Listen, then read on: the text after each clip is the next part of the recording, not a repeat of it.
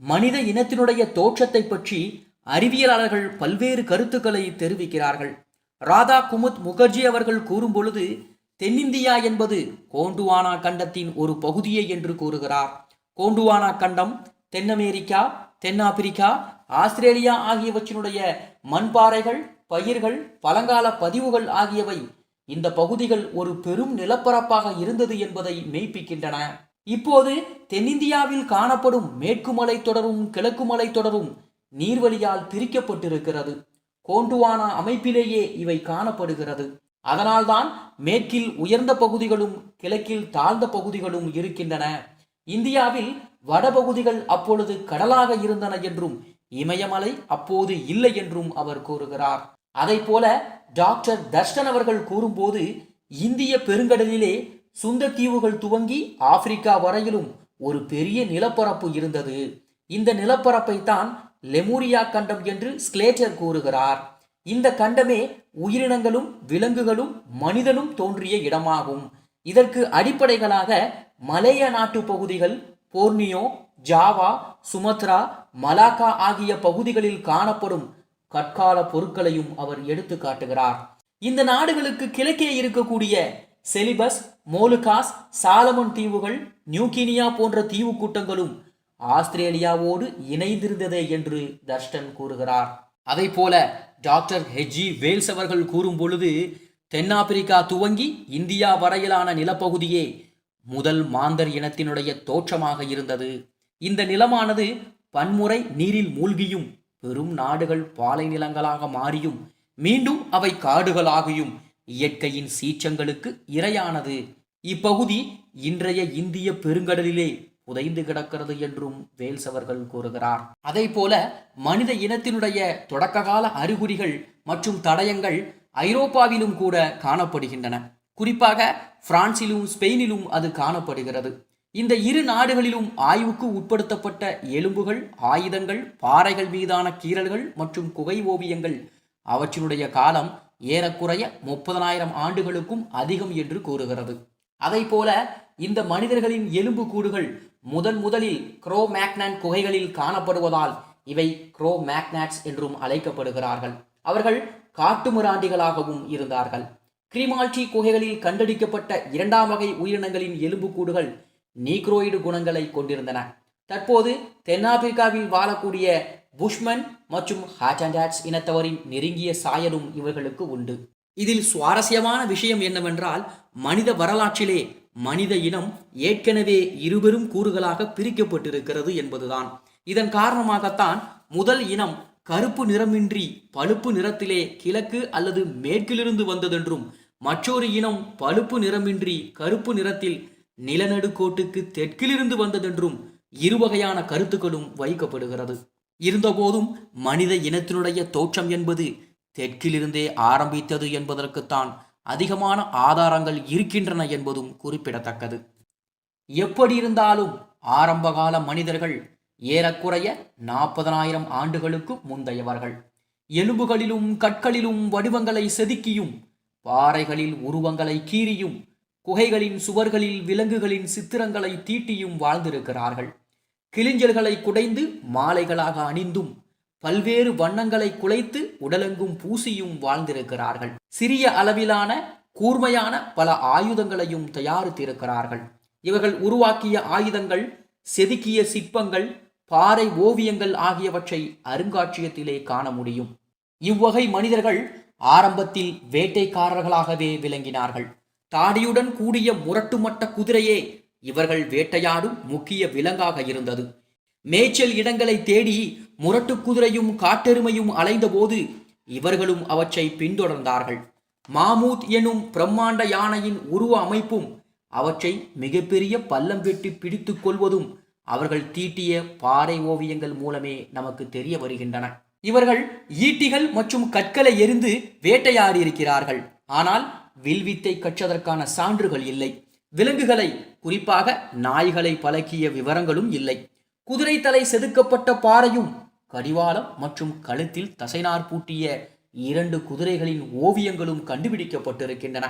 வயதிலும் உருவத்திலும் சிறியதாக இருக்கும் இந்த குதிரைகளால் மனிதர்களை சுமந்திருக்க முடியுமா என்பது சந்தேகமே. ஒருவேளை வீட்டு பிராணிகளாக வேறு பணிகளுக்காக அவர்கள் இதை வளர்த்திருக்கலாம். விலங்குகளின் பாலை உணவாக அருந்தும் பழக்கமும் இவர்களுக்கு இருந்ததாக தெரியவில்லை. அதை போல கட்டடங்கள் எழுப்பியதற்கான அடையாளங்களும் கிடைக்கவில்லை. மாறாக தோலிலால் ஆன கூடாரங்களை அமைத்து வாழ்ந்திருக்கிறார்கள். களிமண் உருவங்கள் கிடைத்த அளவுக்கு ஒரு பானை கூட கிடைக்கவில்லை. சமையல் கருவிகள் ஏதும் இல்லாததால் சமைக்கும் பழக்கமின்றி பச்சையாகவே சாப்பிட்டிருக்க வேண்டும். விவசாயம், கூடை முடைதல், ஆடை நெய்தல் ஆகியவற்றிற்கான வாய்ப்பும் இல்லை. குளிரை சமாளிக்க மிருகங்களின் தோல் மற்றும் ரோமங்களை அணிந்திருக்கலாம். மற்றபடி அனைத்து ஓவியங்களிலும் நிர்வாணமாகவே அவர்கள் காட்சியளிக்கிறார்கள். அதை போல ஐரோப்பாவை சார்ந்த ஆதி மனிதர்களோ தட்பவெப்பநிலை மாறுவதை தொடர்ந்து இடம்பெயர்ந்திருக்கிறார்கள். ஐரோப்பாவும் ஒவ்வொரு நூற்றாண்டாக மிதமானதாகவும் ஈரத்தன்மை கொண்டதாகவும் மாறிக்கொண்டிருந்தது. கலைமான்களும் காட்டெருமைகளும் குதிரைகளும் வடக்கு மற்றும் கிழக்கு நோக்கி பின்வாங்க துவங்கின. பசுமையான புல்வெளிகள் மறைந்து காடுகளாக மாற குதிரைகள் மற்றும் காட்டெருமைகளின் வாழ்விடங்களை சிவப்பு மான்கள் ஆக்கிரமித்து கொண்டன. அதை போல மனிதன் தயாரித்த கருவிகளின் உருவமும் பயன்பாடும் காலத்துக்கு ஏற்ப மாறுதலுக்கு உள்ளாகியது. எலும்புகளை கூர்மையான ஆயுதங்களாக்கி ஏரிகளிலும் குளங்களிலும் மீன் பிடித்திருக்கிறார்கள்.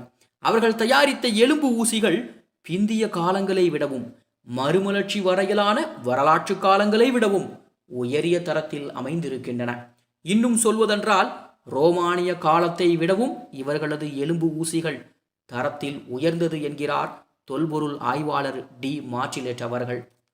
அதை போல ஏறக்குறைய 12,000 அல்லது 15,000 ஆண்டுகளுக்கு முன்பு ஸ்பெயினுக்கு தெற்கே இடம்பெயர்ந்த மக்கள் தங்களின் உருவங்களை அங்கிருக்கக்கூடிய பாறைகளிலே செதுக்கி வைத்திருக்கிறார்கள். இவை மஸ்டி அசில் குகை என்னும் பெயரை கொண்டு அசிலியன் என்றும் அழைக்கப்படுகிறது. தெளிவாக இவர்கள் வரைய கற்றிருக்கிறார்கள் என்பதும் இதன் மூலம் தெளிவாகிறது. அதே சமயம் ஏதோ ஒரு குறியீட்டுடன் மனிதனை குறிக்க செங்குத்தாக ஒரு கோடும் குறுக்காக 2 அல்லது 3 கோடுகளையும் அவர்கள் வரைந்திருக்கிறார்கள். எண்ணத்தை எழுத்தாக பதிவு செய்வதனுடைய தொடக்கமாகவும் இவற்றை எடுத்துக்கொள்ளலாம். வேட்டையாடும் மனிதனை சுட்டிக்காட்டவும் சில குறியீடுகளை வைத்திருந்தார்கள்.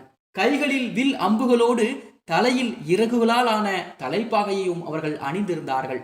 தேன்கூட்டிலே இருந்து தேனை எடுக்க தேனீக்களை விரட்டுவதற்காக இருவர் புகை போடுவது போல் இன்னொரு ஓவியமும் கண்டுபிடிக்கப்பட்டிருக்கின்றது. செதுக்கப்பட்ட கருவிகள் இருந்ததால் பழைய கற்காலத்தை சார்ந்த, அதாவது பேலியோலித்திக் மனிதர்களாக இவர்கள் இருக்கலாம் என்பதும் குறிப்பிடத்தக்கது. சுமார் 10,000 அல்லது 12,000 ஆண்டுகளுக்கு முன்பு ஐரோப்பாவிலே இவர்களுடைய புதிய வாழ்க்கையும் உதயமானது. கருவிகளை தயாரிக்க கற்களை செதுக்கவும் அரைக்கவும் பளபளப்பாக்கவும் இவர்கள் கற்றுக்கொண்டார்கள். விவசாய பணிகளிலும் இவர்கள் ஈடுபட்டார்கள். மொத்தத்தில் இதை நியோலித்திக், அதாவது புதிய கற்காலம் தொடங்கியதற்கான அறிகுறியாகவும் எடுத்துக்கொள்ளலாம். அதை போல டாஸ்மேனியாவிலும் ஆரம்பகால மனிதர்களின் சான்றுகள் கிடைத்திருக்கின்றன. ஐரோப்பாவினுடைய மனித இனங்களை காட்டிலும் இவர்கள் உடல் அளவில் சிறியவர்களாக இருக்கிறார்கள். புவியியல் மாற்றங்கள் காரணமாக டாஸ்மேனியா மக்கள் ஏனைய உயிரினங்களிடம் இருந்து நீண்ட காலத்துக்கு முன்பே எந்த வகையான தூண்டுதலோ முன்னேற்றமோ இல்லாமல் பிரிந்துவிடப்பட்டிருந்தார்கள். அவர்கள் வளர்ந்து பெருகாமல் அழிவை நோக்கி சென்றிருக்கலாம் என்றும் கருதப்படுகிறது. ஐரோப்பிய ஆய்வாளர்கள் இந்த மக்கள் மட்டி என்றொரு வகை மீனை உட்கொண்டு வாழ்ந்திருக்கிறார்கள் என்றும் கண்டுபிடித்திருக்கிறார்கள். 1920களின் முற்பகுதியில் அகழ்வாய்வில் கிடைத்த தொல்பொருள் கண்டுபிடிப்புகள் இந்திய நாகரிகத்தினுடைய தொடக்க கதை ஆயிரக்கணக்கான ஆண்டுகளுக்கு பின்னால் எடுத்துச் சென்ற வகையிலே மிகப்பெரிய திருப்பு முனையாக அது அமைந்திருந்தது. அதே போல 2010களின் கண்டுபிடிப்புகள் என்பது ஆரம்பகால இந்தியர்களுடைய வம்சாவளியை பற்றிய புரிதலை நமக்கு ஏற்படுத்தியிருக்கின்றது. எலும்புக்கூட்டு எச்சங்களின் மரபணுக்களை பகுப்பாய்வு செய்த அறிவியலாளர்கள் இந்தியாவிற்குள் நடந்த இடம்பெயர்வு பாதைகளையும் முதலில் வேளாண்மையில் ஈடுபட்டவர்களையும் அடையாளம் கண்டிருக்கிறார்கள்.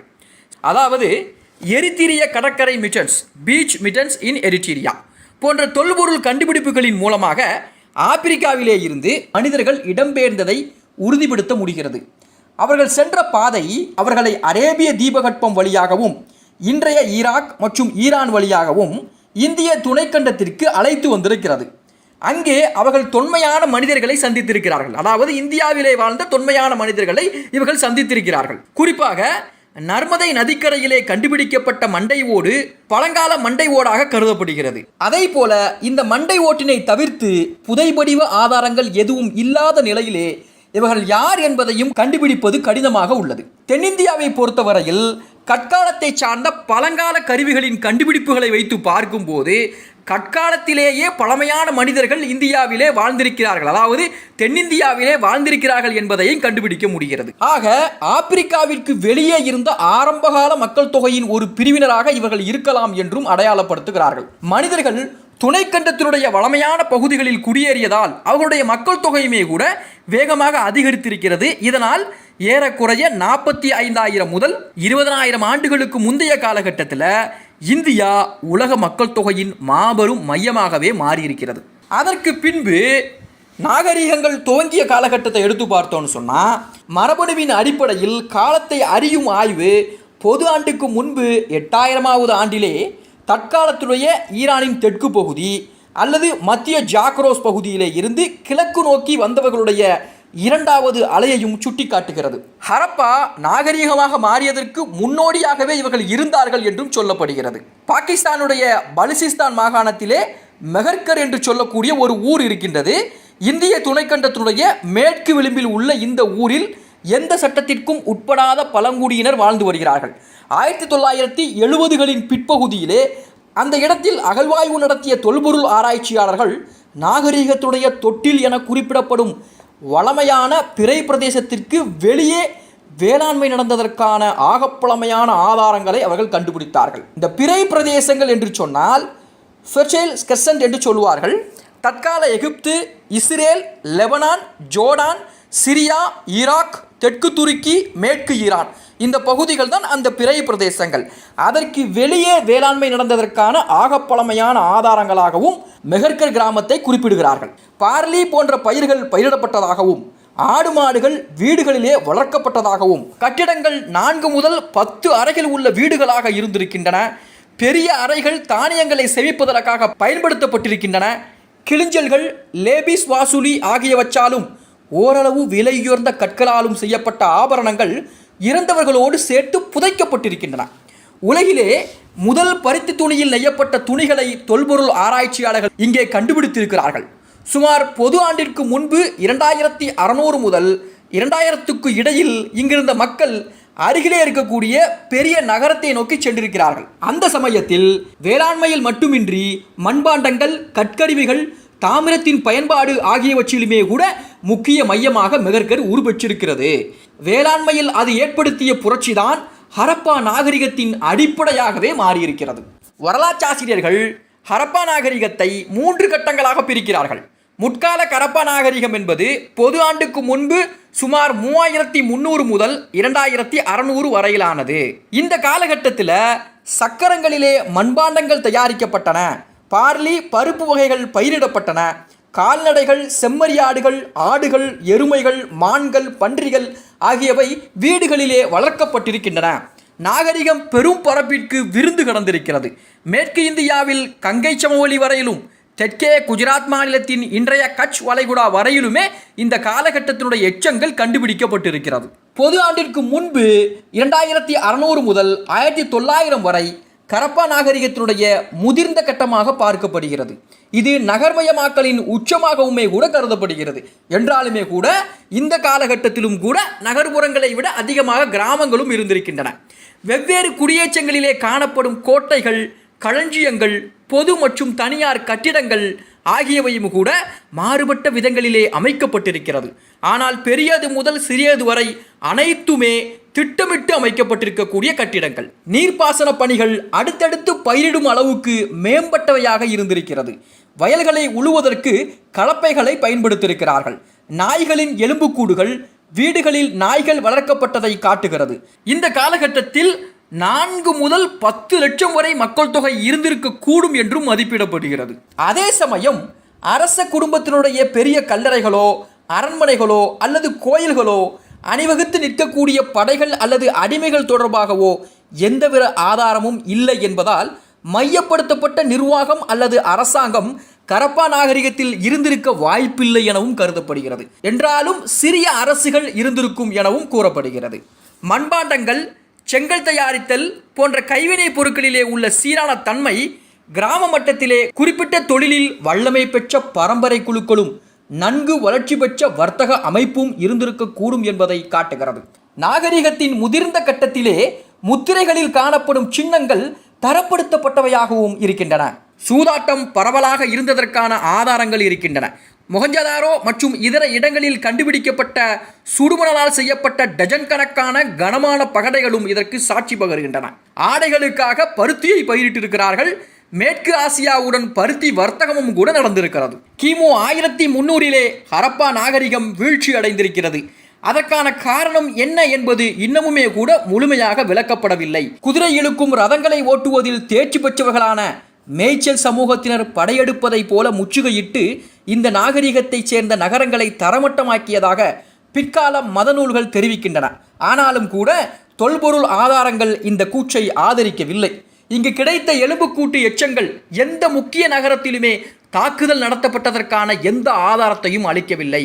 பல தளங்களில் நடைபெற்ற அகழ்வாராய்ச்சிகள் தொடர்ச்சியான வெள்ளப்பெருக்கை தான் சுட்டி காட்டுகின்றன. நிலத்தின் தரைமட்டத்தை உயர்த்திய கண்டத்திட்டு நகர்வுகளால் இது மோசமடைந்திருக்க கூடும். நதியின் பாதைகளில் ஏற்பட்ட மாற்றம், காடழிப்பு, உவர்த்தன்மை அதிகரிப்பு, வெளியிலிருந்து புலம்பெயர்ந்து வந்தவர்களால் பரவும் நோய்கள் உள்ளிட்டவையும் ஹரப்பா நாகரிகத்தினுடைய அழிவிற்கு சாத்தியமான காரணங்களாக இருந்திருக்கக்கூடும் என்றும் கூறப்படுகிறது. அதே போல 2012 வெளியான வூட்ஸ் ஹோல் ஓசியானோகிராஃபிக் இன்ஸ்டிடியூஷனுடைய விஞ்ஞானிகளுடைய குழுவின் பெரிய அளவிலான ஆய்வுகள் இதை பற்றி கூறும்போது, ஆறுகள் வறண்டு போனது அல்லது அவை பருவங்களை சார்ந்தவையாக மாறியதற்கு காரணமாக அமைந்த நீண்டகால வறட்சியே இந்த நாகரிகத்தினுடைய அழிவுக்கு காரணமாக இருந்திருக்கக்கூடும் என்று சொல்கிறார்கள். இந்த கோட்பாட்டை ஏற்பதற்கான உரிய காரணங்களும் இருக்கிறது. குறிப்பாக 2018 விஞ்ஞானிகள் புவியியல் ரீதியான காலப்பரப்பின் மேகாலய காலகட்டம் என்று சொல்கிறார்கள். இந்த மேகாலயன் காலகட்டம் என்பது பொது ஆண்டுக்கு முன்பு 2020 ஏற்பட்ட நீண்ட வறட்சி காலமாக இருக்கிறது. இது இந்தியாவில் மட்டுமின்றி எகிப்திலும் மெசபடோமியாவிலும் சீனாவிலுமே கூட நாகரிகங்களை முடிவுக்கு கொண்டு வருவதற்கு காரணமாக அமைந்திருக்கின்றன என்பதை வைத்து பார்க்கும்போது இதன் மூலமாகவும் இந்த நாகரிகம் அழிந்திருக்கக்கூடும் என்று கூறப்படுகிறது. இப்படி பல்வேறு காரணங்கள் கூறப்பட்டாலும் இதனால்தான் அழிந்தது என்று அறுதிட்டு சொல்லும் அளவுக்கான ஆதாரங்கள் இல்லை என்பதே உண்மை. கடந்த 150 ஆண்டுகளுக்கும் மேலாக உலகிலே முதலில் விவசாயம் எங்கு நடந்தது, எப்பொழுது நடந்தது என்பதை பற்றிய ஆய்வுகள் நடைபெற்று கொண்டிருக்கின்றன. அதன் அடிப்படையிலே சுமார் 14,000 ஆண்டுகளுக்கு முன்பே, அதாவது நியோலித்திக் ரெவல்யூஷன் காலகட்டத்திலே ஃபெர்டைல் கிரசன்ட் என்று அழைக்கப்படும் பகுதிகளான ஈராக், சிரியா, துருக்கி, ஈரான், பலஸ்தீன், ஜோர்டான், எகிப்து ஆகிய நாடுகளிலே விவசாயம் நடைபெற்றதற்கான ஆதாரங்களும் கிடைத்திருக்கின்றன. முதலான விவசாய கிராமங்களாக லெவன்ட் பகுதிகளான பலஸ்தீன், ஜோர்டான், லெபனான், சிரியா ஆகிய பகுதிகளும், மெசபடோமிய பகுதிகளான ஈராக் மற்றும் அதை சுற்றிய பகுதிகளும் கண்டறியப்பட்டிருக்கிறது. அங்கே முதலில் கோதுமை, பயிறு வகைகள், கடலைகள் போன்ற பயிர்கள் பயிரிடப்பட்டிருக்கின்றன.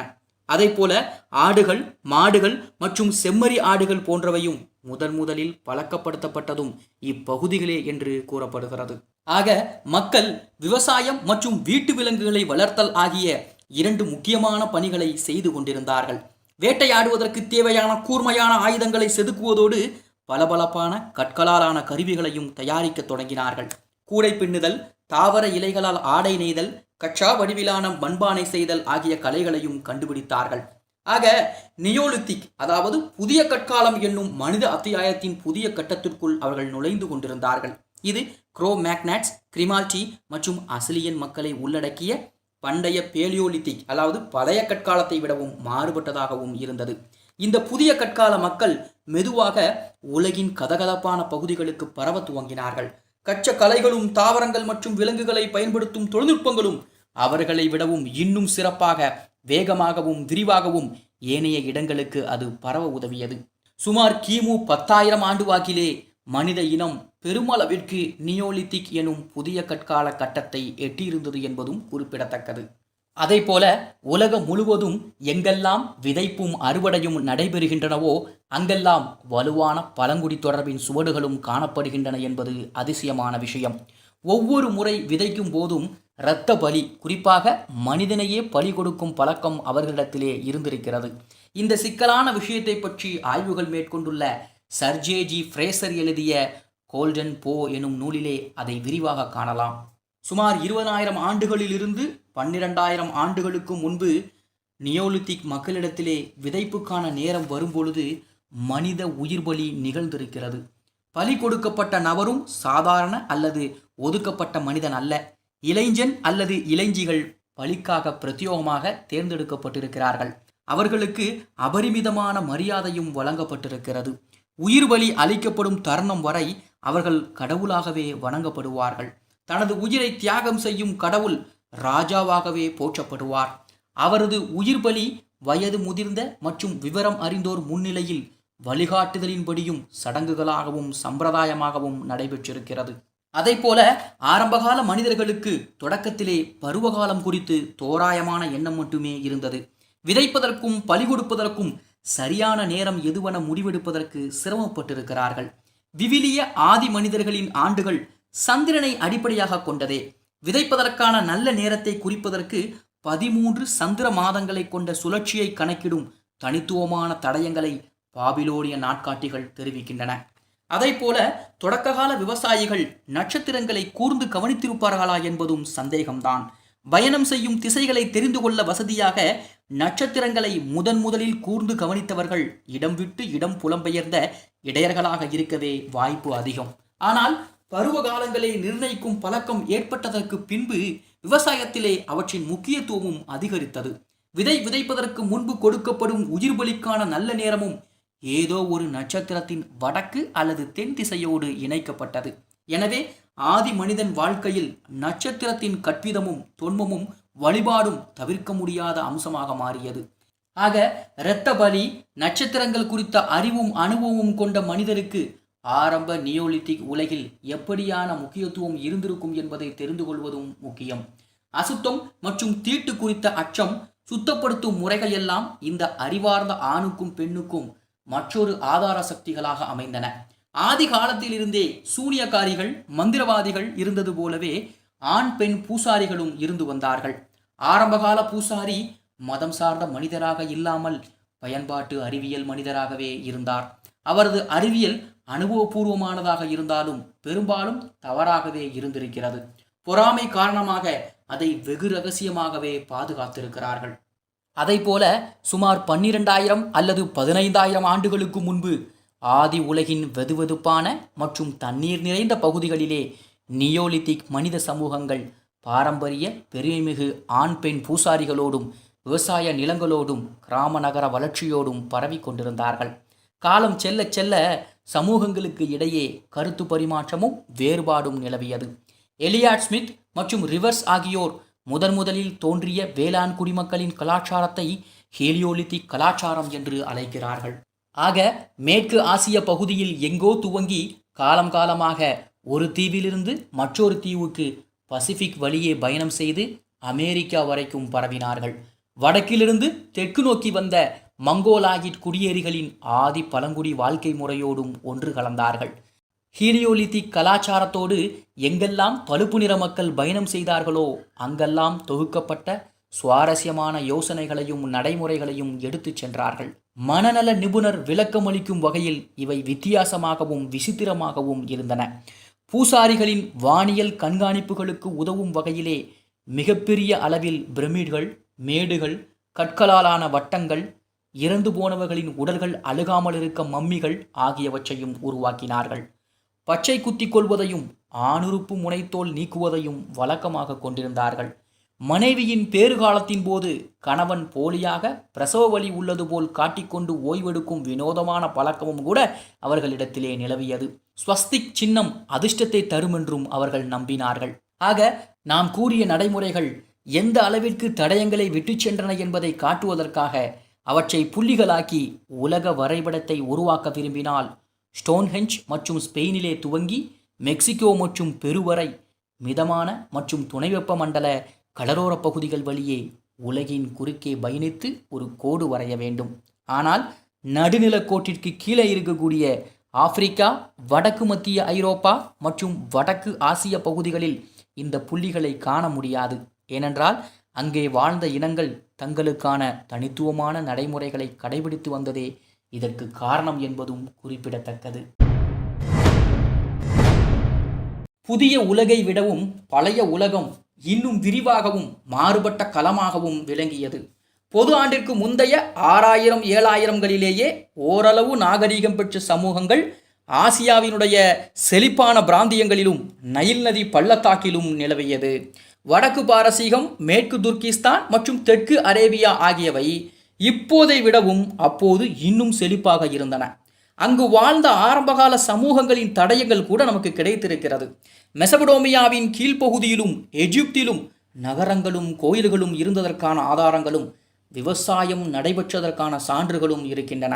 அது மட்டுமல்ல, நாடோடி வாழ்க்கையை தாண்டி, ஏன் கிராம நகர அளவுகோல்களையும் தாண்டி நாகரீக சமூக அமைப்புகள் நிலவியதற்கான சான்றுகளும் கிடைத்திருக்கின்றன.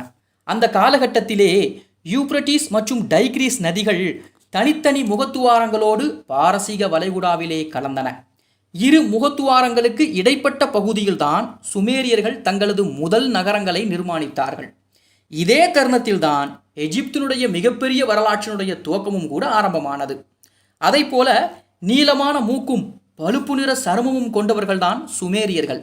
அவர்கள் எழுதிய ஒரு வகை எழுத்தையும் பயன்படுத்திய மொழியையும் ஆய்வாளர்கள் கண்டுபிடித்திருக்கிறார்கள். வெண்கலத்தின் உபயோகத்தை அறிந்து கொண்டதோடு சூரிய ஒளியில் சுட்ட செங்கற்களால் கோபுரங்களுடன் கூடிய கோயில்களையும் அவர்கள் கட்டினார்கள். எழுதுவதற்கு களிமண்ணை பயன்படுத்தியிருக்கிறார்கள். உயரிய களிமண் என்பதால் பல்லாயிரம் ஆண்டுகளுக்கு முன்பு அதில் எழுதிய எழுத்துக்கள் இன்றைக்கும் பாதுகாப்பாக இருக்கின்றன. அதை போல செம்மறியாடுகள், வெள்ளாடுகள், மாடுகள், கழுதைகள், கோழிகள் உள்ளிட்ட கால்நடைகளை வளர்த்திருந்தாலும் ஏனோ அவர்களிடத்திலே குதிரைகள் கிடையாது. அதை போல ஈட்டிகள், கேடயங்களை கொண்ட சிறு குழுக்களாக காலாட்படையையும் போர்களிலே பயன்படுத்தியிருக்கிறார்கள். தலையை அவர்கள் மலித்து கொண்டிருந்தார்கள். செம்பரியாட்டு தோளிலாலான கம்பளி ஆடையை அணிந்தார்கள். அதை போல சுமேரிய நகரங்கள் ஒவ்வொன்றும் தனி நாடாகவும் தனி அதிகாரத்தோடும் தனி வழிபாட்டு தெய்வங்களோடும் தனித்தன்மையோடு விளங்கின என்பதும் குறிப்பிடத்தக்கது. இருந்தாலும் கூட அவ்வப்போது ஒரு நகரம் மற்றொரு நகரின் மீது தனது ஆதிக்கத்தை செலுத்த முயற்சி செய்திருக்கிறது. நிப்பூர் என்ற இடத்தில் கிடைத்த கல்வெட்டில் சாம்ராஜ்யம் என்று பதிவாகி இருக்கிறது. சுமேரிய நகரமான இரக் அதனுடைய முதல் சாம்ராஜ்யமாக இருந்திருக்கலாம். இந்த சாம்ராஜ்யத்தினுடைய கடவுளும் பூசாரி மன்னரும் பாரசீக வளைகுடா முதல் செங்கடல் வரை தங்களுடைய ஆதிக்கத்தை செலுத்தினார்கள் என்பதும் குறிப்பிடத்தக்கது. அதை போல சுமேரியர்களுடைய எழுத்து வகையை பொறுத்தவரையில் படங்கள் மூலம் சுருக்கமாக உணர்த்துவதே அவருடைய எழுத்து முறையாகும். நியோலித்திக் காலத்துக்கு முன்பிருந்தே மக்கள் எழுத ஆரம்பித்து விட்டார்கள். நாம் ஏற்கனவே குறிப்பிட்டது போல அசிலியன் பாறை ஓவியங்களை இம்முறைக்கான துவக்கமாக எடுத்துக்கொள்ளலாம். பெரும்பான்மை படங்கள் வேட்டையாடுதல் மற்றும் பயணங்களை குறிப்பதாகவே இருந்திருக்கின்றன. மனிதர்களை குறிக்கும் படங்கள் வெறும் கோடுகளாகவே காணப்படுகின்றன. தலை, கை, கால் உள்ளிட்ட உறுப்புகள் இன்றி செங்குத்தாக ஒரு கோடும் குறுக்காக சில கோடுகளும் மட்டுமே மனிதனுக்கான அடையாளங்கள். வழக்கமான கோடுகளிலிருந்து படங்களாக வரைவது சுலபமான பரிணாம வளர்ச்சியாகவே நிகழ்ந்தது என்பதும் குறிப்பிடத்தக்கது. அதை போல சுமேரிய நாகரிகத்திலே களிமண்ணின் மீது குச்சியால் மிக மென்மையாக எழுதியதால் காலப்போக்கில் அந்த உருவங்கள் அடையாளம் தெரியாமல் அழிந்தன. ஆனால் எகிப்திய நாகரிகத்திலே மக்கள் சுவர்களிலும் பேப்பிரஸ் எனும் ஒரு வகை புல்லின் இதழ்களிலும் அல்லது நாணலின் கீற்றுகளிலும் ஓவியங்களை தீட்டியதால் அவற்றை ஓரளவு இன்றைக்கும் காண முடிகின்றன. சுமேரிய நாகரிகத்திலே மரங்களில் கீறப்பட்ட குறியீடுகள் ஆப்பு வடிவில் இருந்தமையால் சுமேரிய எழுத்துக்கள் கியூனிஃபார்ம் என்று அழைக்கப்பட்டது. சுமேரிய எழுத்தின் முக்கிய அம்சம் என்னவென்றால், வரையப்பட்ட படங்கள் சம்பந்தப்பட்ட பொருளை குறிக்காமல் அதற்கு இணையான மற்றொரு பொருளை குறிக்கும். அதாவது சின்னங்களை ஓவியமாக தீட்டி எழுத்தை கண்டுபிடிக்கும் ஒரு வகை புதிர் விளையாட்டு இன்றைக்கும் குழந்தைகளிடத்திலே பிரபலம் அல்லவா? டென்ட், பெல், கேம்ப் ஆகிய படங்களை வரைந்து காட்டினால் குழந்தை அவற்றை உற்று நோக்கி ஸ்காட்ச் கேம்ப் பெல் என்று யூகித்து உடனே சொல்லிவிடும். அதுவே அந்த விளையாட்டு. அதை போல அமெரிண்டியன் மொழிகளைப் போலவே சுமேரிய மொழியும் திரட்டப்பட்ட அசைகளால் உருவான மொழிதான். படங்கள் மூலம் எண்ணங்களை நேரடியாக வெளிப்படுத்த முடியாத போது சொற்களை எழுதக்கூடிய அசைக்குரிய முறைக்கு உடனே அவர்கள் மாறியிருக்கிறார்கள். எகிப்திய எழுத்து முறையுமே கூட இதை போல சமகால வளர்ச்சியை பெற்றிருந்தது. குறைவான தனித்த அசைமுறையிலான பேச்சை கொண்ட வெளிநாட்டினர் பட எழுத்துக்களை கற்கவும் பயன்படுத்தவும் முயற்சி எடுத்திருக்கிறார்கள். அவற்றை எளிமைப்படுத்த திருத்தங்களையும் மாற்றங்களையும் மேற்கொண்டு நிறைவாகத்தான் அகர வரிசை, அதாவது ஒலி எழுத்து அல்லது அல்பபெட்டை கண்டுபிடித்திருக்கிறார்கள். பின்னாட்களிலே உலக அளவில் உருவான அனைத்து அகரவரிசை எனும் அல்பபெட் எழுத்துக்களுமே சுமேரிய ஆப்பு வடிவ எழுத்துக்களான கியூனிஃபார்ம் மற்றும் எகிப்திய சித்திர வடிவ எழுத்துக்களான ஹைரோக்ளிப்ஸ் ஆகியவற்றினுடைய கலவைதான். தற்பொழுது பாரம்பரிய பட எழுத்து முறையை சீனா உருவாக்கினாலும் கூட இன்றைக்கும் அவர்கள் அல்பபெட் முறைக்கு மாறவே இல்லை என்பதும் கூட குறிப்பிடத்தக்கது. ஆக எழுத்து முறையினுடைய கண்டுபிடிப்பு மனித சமூக வளர்ச்சியினுடைய மிக முக்கியமான அங்கமாக மாறியது. எந்த அளவுக்கு என்றால் ஒப்பந்தங்கள், சட்டங்கள், அரசாணைகள் உள்ளிட்ட அனைத்தையுமே பதிவு செய்து ஆவணப்படுத்துவதற்கு அது உதவியது. அதற்கு முந்தைய பழங்கால நாடுகளை விடவும் அக்கால நாடுகள் பிரம்மாண்ட வளர்ச்சியடைய துவங்கியது.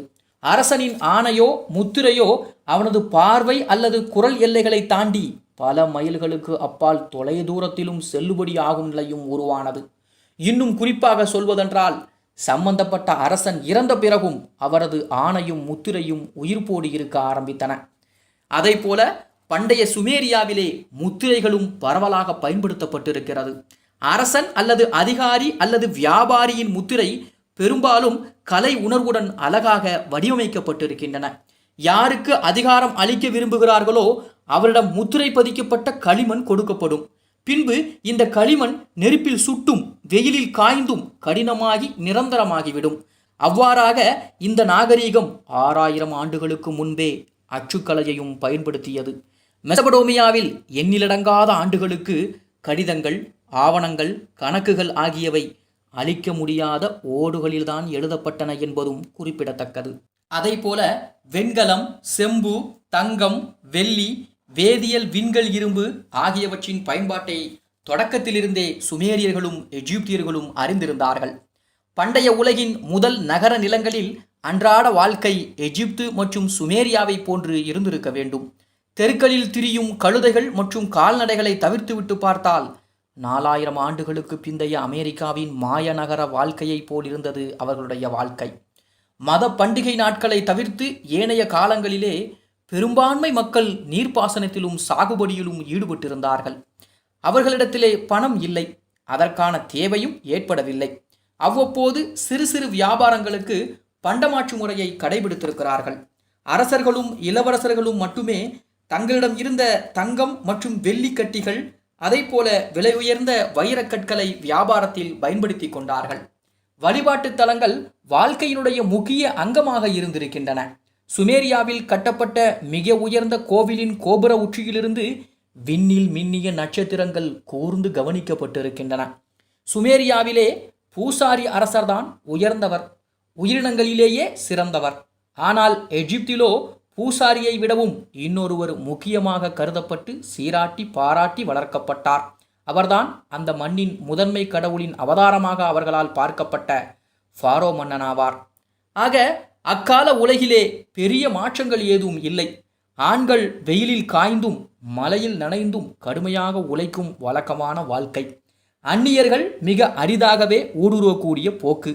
பூசாரிகள் நினைவுக்கு எட்டாத பழங்கால விதிமுறைகளுக்கு ஏற்ப மக்களை வழிநடத்தும் முறை.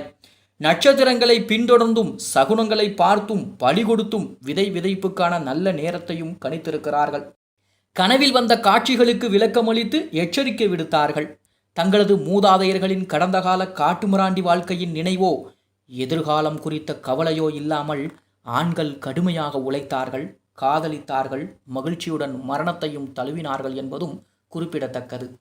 அதை போல அவர்களுடைய வரலாற்றிலே மன்னர்களும் முக்கிய பங்கை வகித்தார்கள்.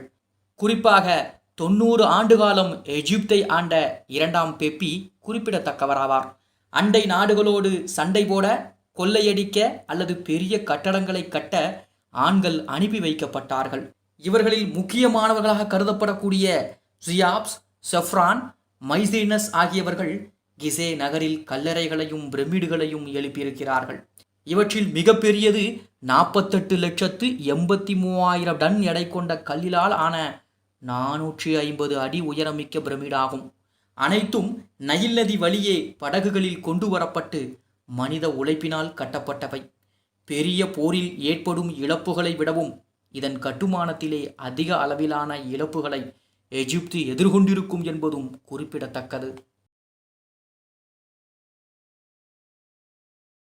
பொது ஆண்டிற்கு முந்தைய 6000 3000 வரையிலான காலகட்டத்திலே மெசபடோமியா மற்றும் நைல் நதி பள்ளத்தாக்குகளை தாண்டி பல்வேறு இடங்களிலே விவசாயம் மற்றும் நகர கட்டுமானங்களில் ஆண்கள் ஈடுபட்டு கொண்டிருந்தார்கள்.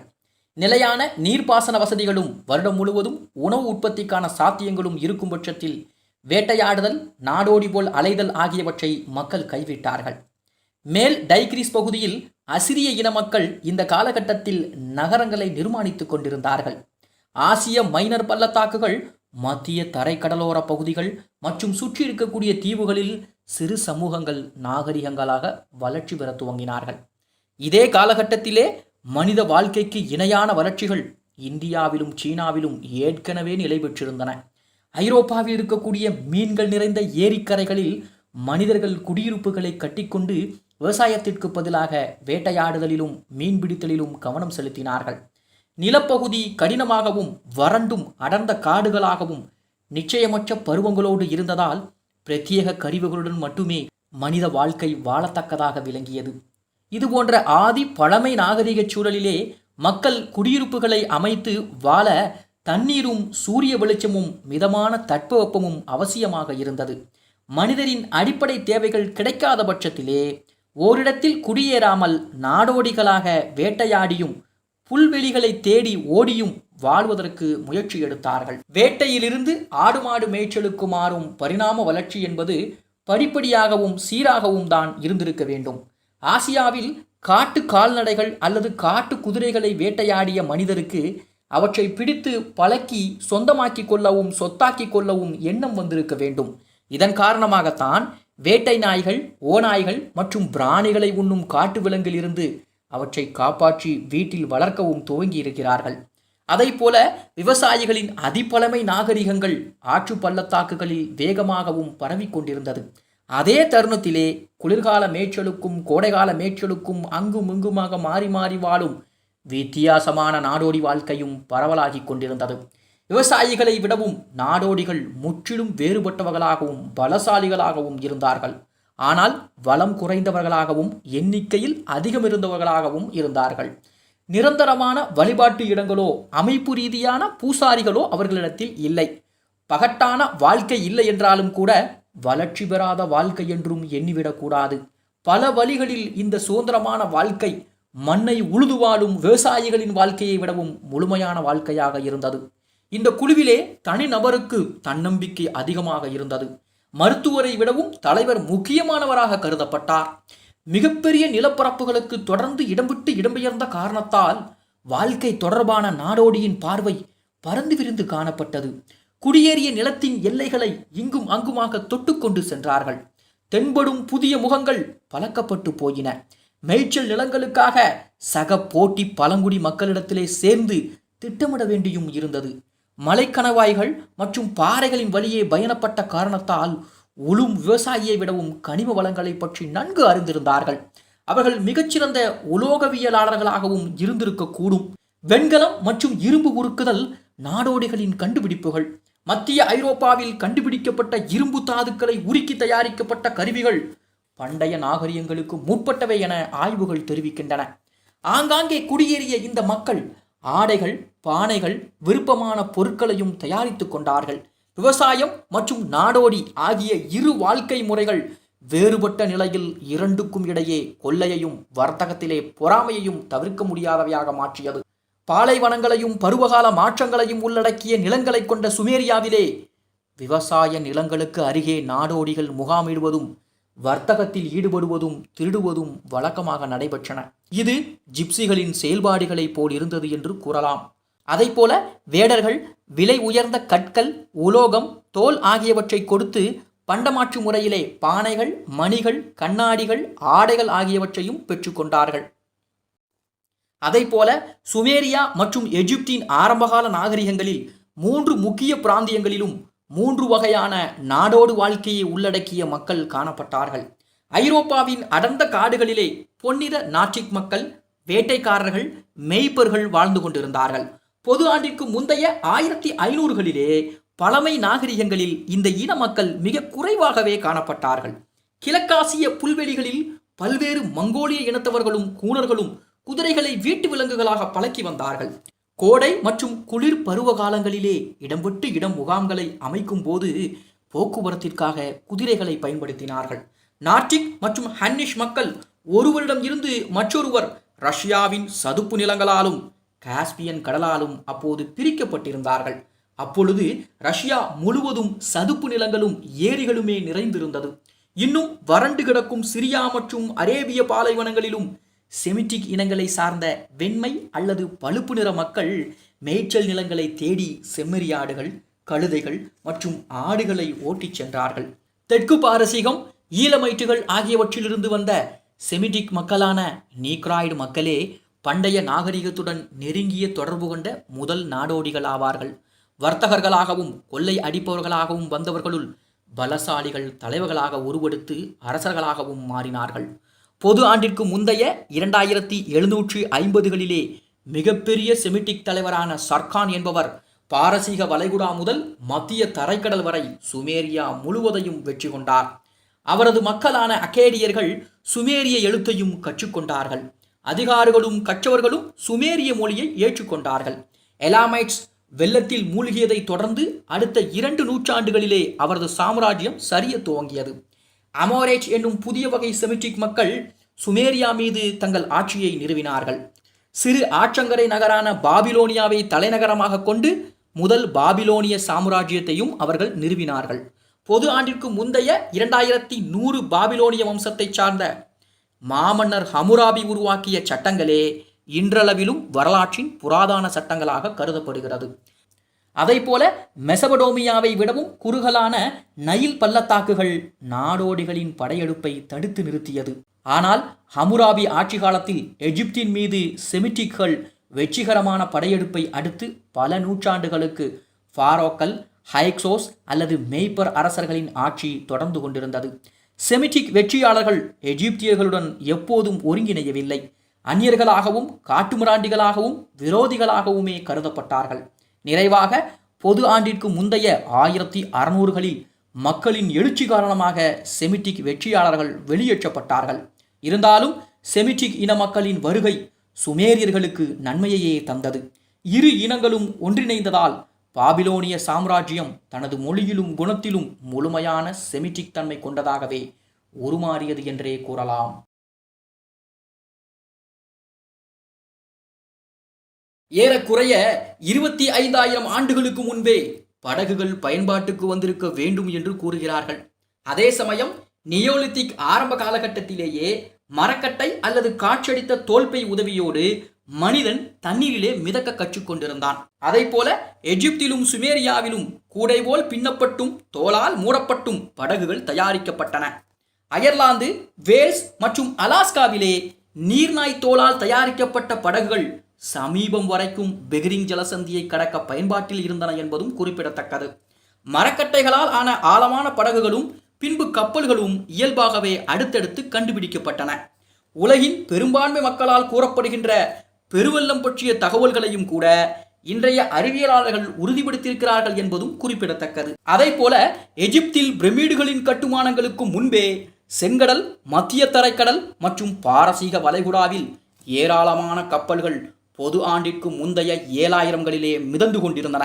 இவை பெரும்பாலும் மீன்பிடிக்கும் கப்பல்களாகவும் இன்னும் சில வர்த்தக மற்றும் கடற்கொள்ளையர்களின் கப்பல்களாகவும் இருந்திருக்கின்றன. ஆம், முதல் மாலுமிகள் கொள்ளைக்காரர்களாகவும் கொள்ளையடித்த பொருளை விற்கக்கூடிய மாலுமிகளாகவும் இருந்தார்கள் என்பதும் குறிப்பிடத்தக்கது. அதை போல முதல் கப்பல்கள் அதிகம் ஆழமற்ற உள்நில கடல்களிலேயே சாகச பயணங்கள் மேற்கொண்டன. உள்நில கடல்களில் காற்று மிதமாகவே வீசும், நாள் கணக்கில் மயான அமைதி கூட நிலவும். இதன் காரணமாகவே ஏதோ ஒரு துணை பயன்பாட்டை தாண்டி கப்பல் பயணம் பெரிய அளவில் வளரவே இல்லை. கடந்த 500 ஆண்டுகளாகத்தான் விரிவான கடற்பயணங்கள் மேற்கொள்ளத்தக்க வகையிலே கப்பல்கள் நன்கு கட்டமைக்கப்பட்டிருக்கின்றன. பழங்கால கப்பல்களை துடுப்புகளால் இயங்கக்கூடிய சிறிய படகுகள் என்றுதான் அழைக்க வேண்டும். கடல் அலைகளின் சீற்றம் அதிகம் இருந்தால் அவை உடனே கரைக்கு திரும்பிவிடும். காலப்போக்கிலே கப்பல்களின் அளவு பெரிதாகவே துடுப்புகளின் நீளமும் எண்ணிக்கையும் அதிகமாயின.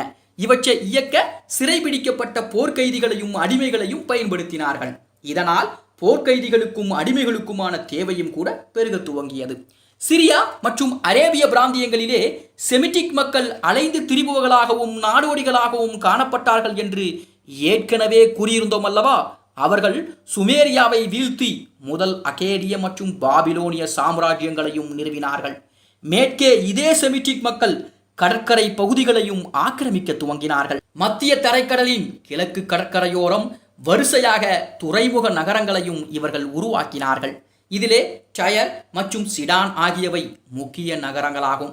பாபிலோனிய மன்னரான ஹமுராபியின் ஆட்சியின் போது மத்திய தரைக்கடல் வடிநிலம் முழுவதும் வணிகர்களாகவும் அலைந்து திரிபவர்களாகவும் குடியேற்றவாதிகளாகவும் இவர்கள் பரவினார்கள் என்பதும் குறிப்பிடத்தக்கது. இந்த வகை கடல் செமிட்டிக் மக்கள் பின்னாட்களிலே பொனீஷியர்கள் என்று அழைக்கப்பட்டார்கள். ஸ்பெயினில் வாழ்ந்து கொண்டிருந்த பழைய ஐபீரியன் பாஸ்க் மக்களை விரட்டிவிட்டு அங்கு இவர்கள் குடியேறினார்கள். ஜிப்ரால்டர் ஜலசந்தி வழியே கடல் பயணங்களை மேற்கொண்டு ஆப்பிரிக்காவின் வடக்கு கடலோரம் குடியிருப்புகளையும் இவர்கள் அமைத்து கொண்டார்கள். மத்திய தரைக்கடலில் நீண்ட துடுப்புகளை கொண்ட பெரிய கப்பல்களை பொனீஷியர்கள் மட்டுமே வைத்திருந்தார்கள் என்று சொல்ல முடியாது.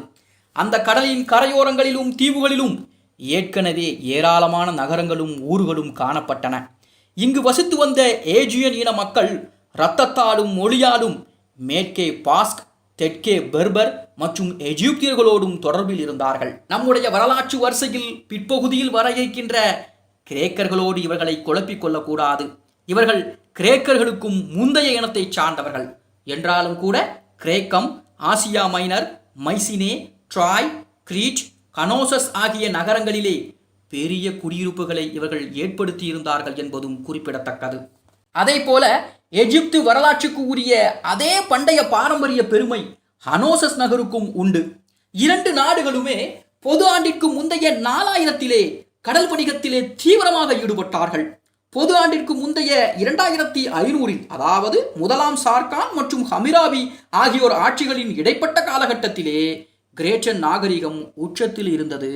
ஆரம்பத்திலே மன்னர்களுடைய பிரம்மாண்ட அரண்மனை அளவிற்கு கூட கிரேச்சன் ஊர் இருந்ததில்லை. கோட்டை கொத்தளங்களும் கூட கிடையாது. ஆனால் பின்னாட்களில் பொனீஷியர்கள் வலுவடைந்த போதுதான் கோட்டைகள் கட்டப்பட்டன. வடக்கிலிருந்து கடல் வழியே புதிய மற்றும் பயங்கரமான கடற்கொள்ளையர்களின் இனமான கிரேக்கர்களும் குடியேறினார்கள். எப்படி எகிப்திய மன்னரின் பெயர் ஃபாரோ என்று அழைக்கப்பட்டதோ அதை போல கிரேட்டர் மன்னர் மினோஸ் என்று அழைக்கப்பட்டார். அகழ்வாராய்ச்சியிலே சிதிலங்களை ஆய்வு செய்த போது இவரது அரண்மனையில் தண்ணீர், குளியலறை என பல்வேறு வசதிகளும் கண்டுபிடிக்கப்பட்டன. பண்டிகைகள் மற்றும் திருவிழா கொண்டாட்டங்களும் நடைபெற்றிருக்கின்றன. காளை மாடுகளை பிடிக்கக்கூடிய போட்டிகளை கிட்டத்தட்ட இப்போது ஸ்பெயினில் நடைபெறும் போட்டிகளுடன் ஒப்பிடலாம். மாடு பிடிப்போருக்கும் தனி ஆடைகள் வழங்கப்பட்டிருக்கிறது. பெண்கள் கார்செட், பிளவுஸ் வகை ஆடை அணிகளோடு நவநாகரிக நங்கைகளாகவே இருந்திருக்கிறார்கள். உடற்பயிற்சிகள் மற்றும் மல்யுத்த கூடங்களிலே ஆண்கள் தங்கள் திறமைகளை வெளிப்படுத்தியிருக்கிறார்கள். பானை, ஜவுளி, சிற்பம், ஓவியம், நகை, தந்தம், உலோகம் என கிரேச்சன்களின் கைவண்ணம் கண்களை கவரும் வகையில் மிளர்ந்தன. மகிழ்ச்சியும் குதூகலமும் நிறைந்த இந்த நாகரிகம் பல நூற்றாண்டுகள் நீடித்தது. பொது ஆண்டிற்கு முந்தைய 2000 கனோசஸ் மற்றும் பாபிலோனிய நகரங்களில் நாகரிகமிக்க மக்கள் நிறைந்து காணப்பட்டார்கள். பண்டிகை கொண்டாட்டங்கள் களை கட்டியது. வீட்டு வேலை செய்ய அடிமைகளை பணி அமர்த்தியதோடு அடிமை வியாபாரத்திலும் ஈடுபட்டார்கள். கனோசஸ் மக்கள் வசதியாகவும் பாதுகாப்புடனும் வாழ்ந்தார்கள். இவர்களது சமகாலத்திலே எகிப்தினுடைய பழங்குடி மேய்ப்பர் அரசர்களின் ஆட்சியில் செல்வமும் செல்வாக்கும் வளமும் குறைந்து காணப்பட்டது என்பதும் குறிப்பிடத்தக்கது. ஆக எகிப்து பாபிலோன், டைக்ரீஸில் நினைவே ஆகியவற்றை உருவாக்கியது. ஜிப்ரால்டர் ஜலசந்தியில் இருக்கக்கூடிய ஹெர்குலிஸின் தூண்கள் வரை மேற்கு நோக்கிய கடற்பயணம், கடற்கரை ஓரங்களில் குடியிருப்புகளை நிறுவுதல் என செமிட்டிக் மக்கள் எல்லா இடங்களிலும் சிறகு விரித்து பறந்தார்கள். ஹனோசஸ் மக்களுள் சிலர் சுறுசுறுப்பானவர்களாகவும் சாகச ஆர்வலர்களாகவும் இருந்தார்கள். கிரேச்சன் கைவினை கலைஞரான டேட்டலஸ் விண்ணில் பறக்கக்கூடிய வானூர்தி போன்ற எந்திரத்தை தயாரிக்க முயன்று அது கடலில் விழுந்து நொறுங்கியது என பின்னாட்களில் கிரேக்கர்களும் பதிவு செய்திருக்கிறார்கள். கனோசஸ் மக்களுக்கும் தற்போது நாம் வாழும் வாழ்க்கை முறைக்கும் நிறைய வேறுபாடுகளும் அதே சமயம் ஒற்றுமைகளும் இருக்கின்றன. பொது ஆண்டிற்கு முந்தைய 2500 வாழ்ந்த கிரேட்டன் மக்களுக்கு இரும்பு என்பது வானத்திலிருந்து மண்ணில் விழுந்த ஒரு அபூர்வ உலோகம்தான். அதாவது சுமார் 5000 ஆண்டுகளுக்கு முன்பே தமிழ்நாட்டினுடைய பல்வேறு பகுதிகளிலே இரும்பு தொழிற்சாலைகள் இருந்ததற்கான சான்றுகளும் தொல்லியல் ஆய்வுகளிலே கிடைத்திருக்கின்றன. ஆனால் கிரேட்டன் மக்களை பொறுத்தவரையில் பூமிக்கு அடியில் இரும்பு இருப்பதையோ பயன்படுத்தப்படுவதையோ அறிந்திருக்கவில்லை. அவர்கள் வானத்திலிருந்து விழுந்த விண்கல் அல்லது விண் இரும்பையே அறிந்திருந்தார்கள்.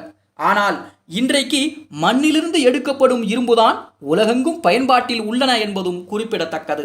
அதை போல குதிரை என்பது கிரேட்டன் மக்களுக்கு பரிச்சயம் இல்லாத ஒரு விலங்காகவே இருந்தது. கருப்பு கடலை தாண்டி வடக்கு நில பகுதிகளில் வாழ்ந்தவை ஒரு வகையான உயர் ரக கழுதையே. கிரேட்டன்களை பொறுத்தவரையில் நாகரிகம் என்றாலே அது ஏஜியன், ஆசியா மைனரின் பிரதானமாக வாழ்ந்த லிடியன், கேரியன் மற்றும் ட்ரோஜோன்ஸ் மக்களும் அவர்களுடைய மொழியுமே ஆகும். ஸ்பெயின் மற்றும் வடக்கு ஆப்பிரிக்காவில் போனீஷியர்களும் ஏஜியர்களும் வாழ்ந்தார்கள் என்றாலும் அவை கிரேட்டன்களின் கற்பனைக்கு எட்டாத தொலைதூர பிரதேசங்களே. இத்தாலி அக்காலகட்டத்திலே அடர்ந்த காடுகளை கொண்ட வெறிச்சோடிய வனாந்திர பகுதியாகவே விளங்கியது. ஆசியா மைனரிலிருந்து இன்னும் பழுப்பு நிற சர்மம் கொண்ட எட்ரூஸ்கர்கள் அங்கே ஊடுருவவில்லை என்பதும் குறிப்பிடத்தக்கது.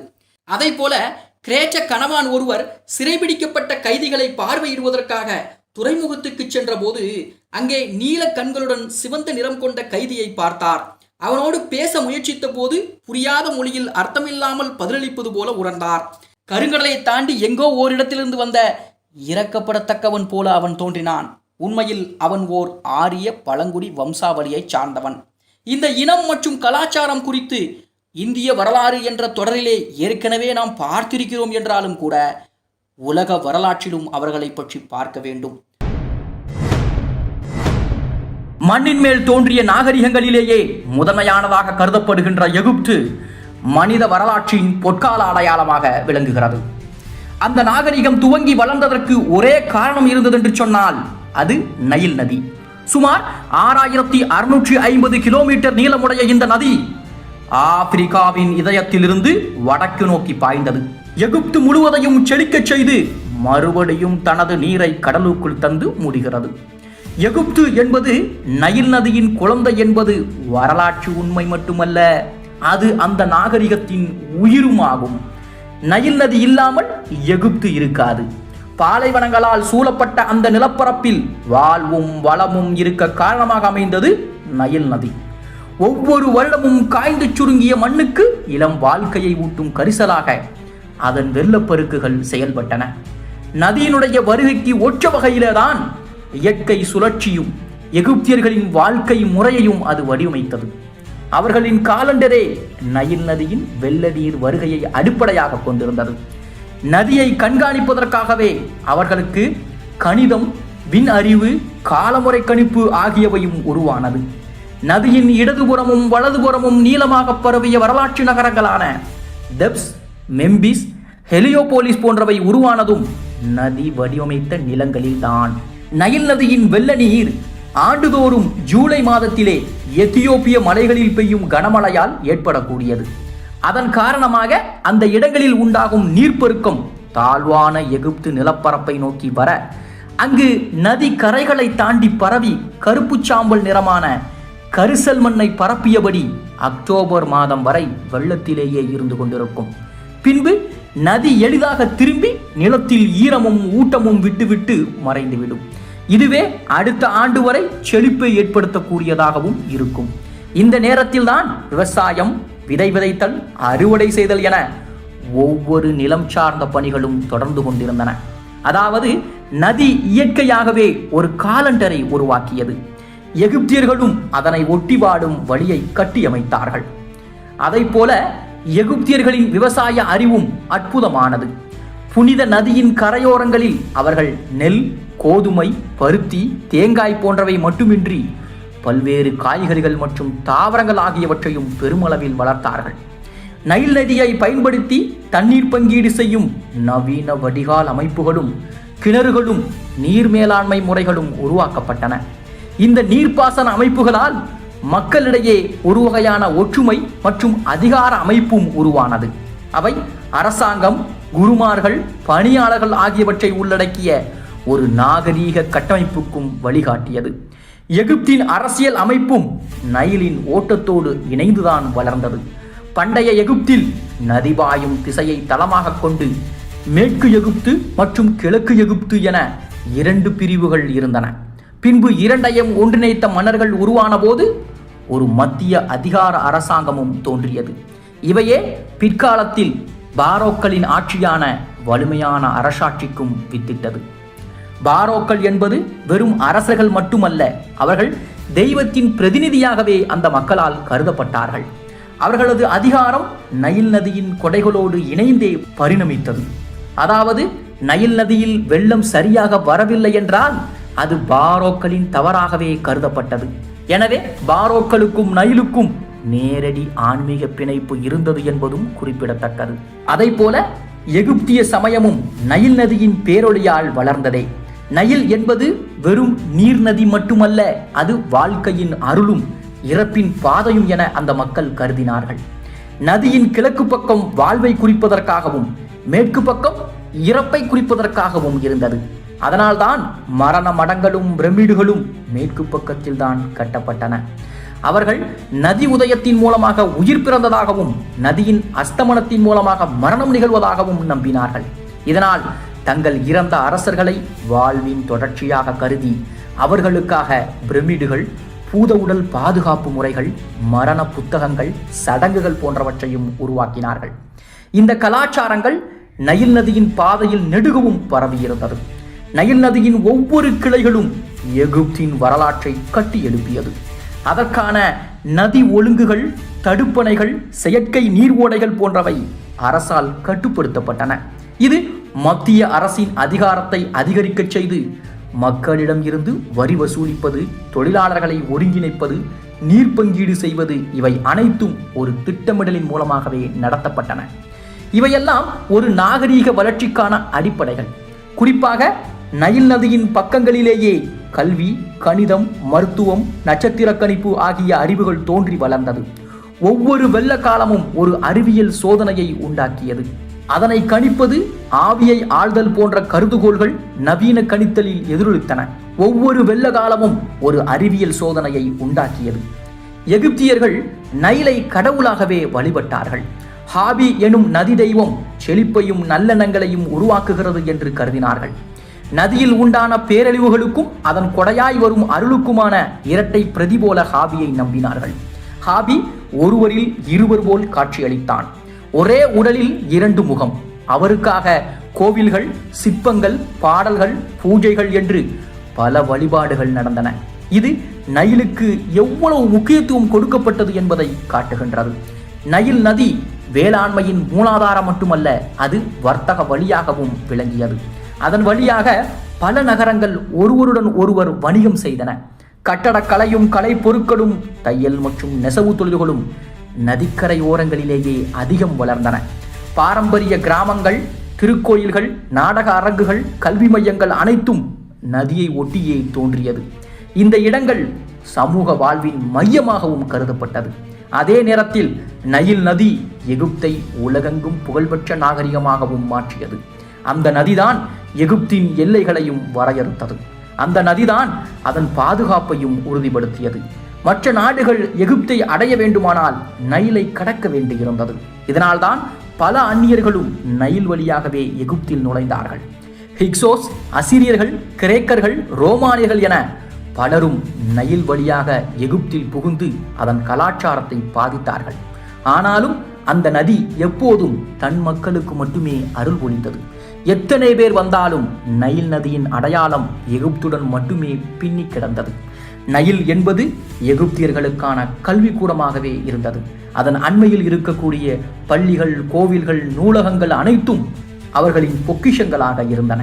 பண்டிதர்களும் அரண்மனை அறிவியல் ஆலயங்களும் காலண்டர் கணிப்பு முறைகளும் நைலில் நீர்ப்பரப்பை அடிப்படையாக கொண்டிருந்தது. இது நவீன கணிதத்தின் முதல் கட்ட வளர்ச்சியை நம் முன் வைத்தது. குறிப்பாக பிரமிடுகளை கட்டிய கட்டடவியல் அதிசயங்களுக்கு பின்னால் நைலின் நீர் அளவை மதிப்பீடு, வடிவ அமைப்புகள், கோணவியல் பரிசோதனைகள் என பல அறிவியல் அம்சங்கள் இருந்தன. இவையெல்லாம் நதி வழங்கிய நுண்ணறிவுதான். ஆக எகிப்திய நாகரிகம் வீழ்ந்த பின்னும் நைல் நதி அதன் கலாச்சார வாரிசுகளை வளர்க்க துவங்கியது. கிரேக்கர்கள், அரபுகள் என பலரும் நைல் கரைகளை ஆண்ட போதிலும் அந்த நதி தன் பாதையை ஒருபோதும் மாற்றவில்லை. அது தன்னகத்திலேயே ஒரு நாகரிக ஆவணமாகவே தொடர்ந்தது. இன்று வரையிலும் நைல் நதி எகிப்திய வாழ்க்கையின் பசுமை நிழலாகவே இருக்கிறது. இன்றைய எகிப்தில் கூட மக்கள் வாழும் பெரும்பாலான பகுதிகள் நைல் கரையின் குறுகிய அகலத்திலேயே இருக்கின்றன. எகிப்தின் பொருளாதாரத்தின் நெஞ்சாக நைல் அமைந்திருக்கிறது. விவசாயம், சுற்றுலா, குடிதண்ணீர், மீன்வளம் எல்லாவற்றிற்கும் அது உயிராக இருக்கிறது. இந்த வரலாற்று உண்மைகளை நம்மால் மறக்க முடியாது. இதை அடிப்படையாக கொண்டே கிமு 3100 ஆண்டுகளிலேயே தோன்றிய நைல் நதி நாகரிகம், அதாவது எகிப்திய நாகரிகம், கிமு 332 வரைக்கும் தொடர்ந்தது என்றாலும் நைல் நதி எகிப்தின் தாய்ப்பாலாக இன்று வரைக்கும் இருந்து கொண்டிருக்கிறது என்பதும் உண்மையே. ஆக மொத்தத்தில் நைல் நதி எப்போது ஓடுகிறதோ அப்போது வரலாறும் அதை தொடர்ந்து ஓடுகிறது. இந்த ஓட்டத்தில் தான் எகிப்தின் உண்மை, அதன் வாழ்வு, விழிப்பு, மரணம் என அனைத்தும் புதைந்திருக்கிறது என்பதும் குறிப்பிடத்தக்கது. மனிதன் நிலைத்து வாழும் பண்பாட்டு பயணத்தில் தம்மை சுற்றி இருக்கக்கூடிய இயற்கையை அடையாளம் காணும் முயற்சியே நாகரிக வளர்ச்சிக்கு அடிப்படையாக அமைந்தது. அந்த அடிப்படையில் உலகிலேயே தோன்றிய முதல் நகரமயமான நாகரிகங்களில் ஒன்றுதான் சிந்து சமவெளி நாகரிகம். இது கிபி 2600 முதல் கிபி 1900 வரை நீடித்ததாக நம்பப்படுகிறது. ஆனால் அதன் தொடக்க காலம் இதற்கு பல நூற்றாண்டுகளுக்கு முந்தையதாக இருக்கலாம் என்று சமீபத்திய ஆய்வுகள் சுட்டிக்காட்டுகின்றன. இந்த நாகரிகம் பரந்து விரிந்ததுமாகவும் கட்டமைப்பு, தொழில்நுட்ப அறிவு, அழகியல் உணர்வு கொண்ட ஒரு சீரமைக்கப்பட்ட சமூக அமைப்பாகவும் விளங்கியது. இந்த நாகரிகத்தின் பெரும்பாலான பகுதிகள் இன்றைய பாகிஸ்தான், வடமேற்கு இந்தியா, தெற்கே குஜராத், மகாராஷ்டிரம், ராஜஸ்தான், ஹரியானா, உத்தரப்பிரதேசம் வரை பரவியிருந்தது. சிந்து நதி மற்றும் அதன் துணை நதிகள் கொண்ட சமவெளி பகுதியிலே இந்த நாகரிகம் விரிந்திருந்ததால் தான் சிந்து சமவெளி நாகரிகம் என்று அழைக்கப்படுகிறது. ஆனால் இந்த நாகரிகம் யாருடையது? இந்த மக்களது மொழியும் கலாச்சாரமும் எதனால் ஆனது? இங்கேதான் தமிழர்களுக்கான ஒரு பரம்பரை தடம் மிக தெளிவாகவும் ஆர்வமூட்டலாகவும் வெளிப்படுகிறது. முந்தைய ஆய்வுகள் சிந்து நாகரிக மக்களை ஆரியர்கள் அல்ல என்றும் அவர்கள் மெலனேசிய மற்றும் பழந்தமிழ் குழுக்களை சார்ந்தவர்களாக இருக்கலாம் என்றும் கூறுகிறது. குறிப்பாக பிரபல தொல்லியல் ஆய்வாளரான மோர்டிமர் வீலரும் இதே கருத்தை எடுத்து வைக்கிறார். இந்த நாகரிகத்தில் கண்டுபிடிக்கப்பட்ட எழுத்துக்கள் இன்னும் முழுமையாக வாசிக்கப்படவில்லை என்றாலும் அந்த எழுத்து வடிவங்களும் அடையாளங்களும் தமிழ் பழங்கால எழுத்துக்களுக்கு இணையான சில அம்சங்களை கொண்டிருக்கின்றன. சில தமிழ் அறிஞர்களும் தொல்லியல் ஆய்வாளர்களும் இந்த எழுத்துக்கள் தமிழ் அல்லது பழந்தமிழ் மொழியோடு தொடர்புடையதாக இருக்கலாம் என்று கருதுகிறார்கள். குறிப்பாக நாகரிகத்தின் பரப்பளவிலும் அவற்றின் பொருளாதார நடைமுறைகளிலும் கட்டிடக்கலையிலும் தமிழர்களின் சங்ககால வாழ்க்கை முறையுடன் ஒத்த அம்சங்கள் காணப்படுகின்றன. சிந்து சமவெளி நாகரிகத்தின் நகரங்களான ஹரப்பா, மொஹஞ்சதாரோ, லோத்தல், காளிபங்கான் போன்றவை திட்டமிட்டு கட்டப்பட்ட நகரங்கள். இவை அனைத்தும் ஒரு நாகரீக வாழ்வின் உயர்ந்த நிலையை அடைந்திருந்தது என்பதை நிரூபிக்கின்றன. முறையாக கட்டப்பட்ட வீதிகள், வடிகால் அமைப்புகள், வடிநீர் தொட்டிகள் இவை அனைத்தும் ஒரு மத்திய ஆட்சி கட்டமைப்பு, திட்டமிடல் மற்றும் பொதுநல திட்டங்கள் இருந்திருப்பதை காட்டுகின்றன. ஆனால் இந்த தொழில்நுட்ப வளர்ச்சி யாரிடம் இருந்து வந்தது? அது யாருடைய அறிவின் மரபு? சங்க இலக்கியத்தில் கூட நகரங்கள், நீர்வழி, வணிக பாதைகள், நீர் மேலாண்மை, உரிமை சட்டங்கள் போன்ற கட்டமைப்புகள் குறிப்பிடப்படுகின்றன. இதனாலேயே சில வரலாற்று ஆசிரியர்கள் சிந்து சமவெளி நாகரிகம் என்பது பழந்தமிழ் மரபுடையது என்று கூறுகிறார்கள். அதை போல இந்த நாகரிகத்தின் பொருளாதார அடித்தளம் தொழில்கள், உற்பத்தி மற்றும் வணிகத்திலே இருந்தது. பட்டறைகள், உலோக வேலைப்பாடுகள், மணல்கல் மற்றும் பளிங்கு ஆகியவற்றால் செய்யப்பட்ட நகைகள், பீடிகைகள், முத்திரைகள் ஆகியவை தெற்காசிய பகுதியில் மட்டுமல்லாமல் மெசபடோமியா, ஈரான், ஆப்பிரிக்காவின் கரையோர வர்த்தக கூறுகளிலும் கண்டுபிடிக்கப்பட்டிருக்கின்றன. அது அந்த நாகரிக மக்களின் நீண்ட தூர வர்த்தக கூட்டு அமைப்பை நமக்கு எடுத்து காட்டுகிறது. வணிகத்திலே படகு போக்குவரத்தும் முக்கிய பங்கு வகித்திருக்கிறது. தமிழர்களும் கூட சங்க காலத்தில் கடல்வழி வர்த்தகத்தில் ஈடுபட்டதாக சங்க இலக்கியங்கள், பிற்கால போர் ஆவணங்கள் சுட்டி காட்டுகின்றன. முக்கியமாக சிந்து சமவெளி நாகரிக மக்களுக்கு ஒரே மாதிரியான அமைப்பில் நகரங்கள் அமைந்திருந்தன. இது அவர்கள் ஒரே மொழிக்குழுவையும் பண்பாட்டையும் பகிர்ந்திருக்க கூடும் என்பதற்கான அடையாளமாகவே பார்க்கப்படுகிறது. இந்த பண்பாட்டு ஒற்றுமை பழந்தமிழ் மரபுக்குரிய நாகரிக கட்டமைப்பாக இருக்கக்கூடும். அதாவது சிந்து சமவெளி நாகரிகத்தின் மக்களும் தென்னிந்திய சமூகங்களும் ஒரே பண்பாட்டு மரபின் தொடர்ச்சிகளாக இருக்கலாம் என்ற எண்ணம் வலுப்பெறுகிறது. இங்கேதான் தமிழும் சிந்து சமவெளியும் என்ற உறவு பிணைப்பு இன்னும் பரிசோதிக்கப்பட வேண்டிய ஒன்று என்பதை வெளிப்படுத்துகிறது. இது ஒரு மொழி, ஒரு சமூகம், ஒரு வாழ்வியலின் தளங்களை தொல்லியல் மற்றும் இலக்கியம் வழியாக இணைக்கக்கூடிய ஒரு புத்துணர்வு பயணமாகவும் இருக்கிறது. அதை போல இந்த நாகரிகத்தின் மற்றொரு முக்கியமான சிறப்பு அம்சமாக காணப்படுவது அதன் நாகரிக கட்டமைப்பு. முழுமையாக திட்டமிடப்பட்ட நகர அமைப்புடன் அவர்கள் இருந்தார்கள். மொஹஞ்சதாரோவிலோ ஹரப்பாவிலோ நகரங்கள் எல்லாம் வடக்கு, தெற்கு, கிழக்கு, மேற்கு ஆகிய சீரான கோணங்களில் அமைந்திருந்தன. இந்த கட்டமைப்பானது அந்த நாட்டு மக்களின் பரந்த அறிவையும் திட்டமிடும் திறனையும் காட்டுகிறது. வீதிகள் நேர்கோட்டில் இருந்ததால் நகரங்களை சுற்றி பார்த்தாலே ஒருவர் திசை திருப்பம் இல்லாமல் நகர முடிந்தது. வீதிகள் பெரும்பாலும் 10 அடி முதல் 30 அடி அகலமுடையதாகவும் இருந்தன. முக்கிய வீதிகள் குறுக்கு வீதிகளுடன் இணைந்து ஒரே மாதிரியான நகர வடிவத்தை வழங்கியது. நகரங்கள் சிறப்பாக வடிவமைக்கப்பட்டிருந்ததோடு ஒரு மேல் நிலத்தில் பல கட்டிடங்கள் அமைந்திருந்தன. இது சிட்டாடல் எனப்படும் அரண்மனை பகுதியிலே இருந்தது. அங்கு பெரிய குளங்கள், பொதுக்கூடங்கள், உணவகங்கள், பாதுகாப்பு மையங்கள் போன்றவையும் இருந்திருக்கலாம். இவற்றில் குறிப்பிடத்தக்கதாக மொஹஞ்சதாரோவில் இருக்கக்கூடிய பெரிய குளமான கிரேட் பாத் காணப்படுகிறது. இது செம்மண் இடுக்குகளால் கட்டப்பட்டிருந்ததோடு நீர் சேமிப்பு மற்றும் சுத்திகரிப்பு முறைகளும் பயன்படுத்தப்பட்டுள்ளது. அக்காலத்திலே விழாக்கால நீராடலுக்கோ அல்லது மத சடங்குகளுக்கோ பயன்படுத்தப்பட்டிருக்க வாய்ப்பு அதிகம். அதை போல ஒவ்வொரு வீட்டிலும் நீர் வெளியேறும் தொட்டிகள், சாக்கடை வசதிகள் போன்ற சுத்தமாக்கும் அமைப்புகளும் இருந்திருக்கின்றன. இதன் அடிப்படையில் அவர்கள் சுகாதார திட்டத்தில் முன்னேறியவர்களாக இருந்திருக்கிறார்கள். இன்றைய நகரங்களில் கூட சில இடங்களில் இல்லாத சுத்தமான குடிநீர் விநியோகம், கழிவுநீர் வெளியேற்றும் குழாய்கள் போன்றவை அங்கு இருந்ததற்கான ஆதாரங்கள் ஆர்கியாலஜிக்கல் ஆய்வுகளிலே கண்டறியப்பட்டிருக்கின்றன. தங்கள் வாழ்வில் சீரான ஒழுக்கமும் கட்டுப்பாடும் கொண்டிருந்த இந்த நாகரிக மக்கள் தொழில்துறையில் கூட சிறந்த மேம்பாடுகளை மேற்கொண்டிருந்தார்கள். அவர்கள் உலோகங்களால் பல பொருட்களை உருவாக்கி இருந்தார்கள். இரும்பு இல்லாத அந்த காலத்திலே வெண்கலம், செம்பு மற்றும் தகடுகள் பயன்படுத்தப்பட்டிருக்கின்றன. சமையல் பாத்திரங்கள், ஆபரணங்கள், ஆயுதங்கள் ஆகியவை அனைத்தும் இந்த உலோகங்களிலேயே செய்யப்பட்டிருக்கின்றன. அதை போல கண்ணாடி பொருட்களும் சிற்பங்களும் அழகான செராமிக் குழாய்களும் உருவாக்கப்பட்டிருந்தன. இவர்கள் வாசனையூட்டும் பொருட்களையும் அழகு பொருட்களையும் வைத்திருந்தார்கள் என்பதற்கான ஆதாரங்களும் உள்ளது. அழகான முலாம் பூசப்பட்ட களிமண் குடங்கள், வண்ணங்கள் பூசப்பட்ட சுவர் படங்கள் போன்றவை கூட இந்த நாகரிகத்தின் அழகு உணர்வையும் வெளிப்படுத்துகிறது. சிந்து சமவெளி மக்களிடத்திலே களஞ்சியங்கள் பெரும்பாலும் பெரிய அளவில் இருந்துள்ளன. அது அவர்கள் விவசாய பொருட்களை சேமித்து வைக்கக்கூடிய இடமாகவும் இருந்திருக்கிறது. அவர்கள் விளைவித்த பொருட்களில் அதிகமாக கரும்பு, பருப்பு வகைகள், கம்பு, வெள்ளரி, முள்ளங்கி போன்றவை கண்டறியப்பட்டிருக்கின்றன. அவர்கள் மாடுகளையும் ஆடுகளையும் வளர்த்திருக்கிறார்கள். அதன் பசுமை கழிவுகள் விவசாய வளர்ச்சிக்கு பயன்படுத்தப்பட்டிருக்கலாம். அதே சமயம் அவர்களின் எழுத்து முறையை பற்றி பெரிதும் விவாதிக்கப்படுகிறது. சுமார் 400க்கும் மேற்பட்ட சின்னங்களை கொண்ட எழுத்து வடிவம் பல முத்திரைகளிலும் களிமண் செங்கற்களிலும் காணப்படுகிறது. ஆனால் இன்று வரை அது முற்றிலும் விடுகதையாகவே தொடர்ந்து வருகிறது. இது ஐடியோகிராபிக் அல்லது பொனிட்டிக்ஸ் எழுத்து முறையாக இருக்கலாம். தமிழ் எழுத்து முறையுடன் சில அடிப்படை ஒத்த படிமங்கள் இருப்பதாகவும் கூறப்படுகிறது. ஆனால் இதற்கான அறிவியல் ஆதாரம் இன்னும் முழுமையாக வழங்கப்படவில்லை. சிந்துவாசிகள் கப்பல் போக்குவரத்திலும் ஈடுபட்டிருந்தார்கள்.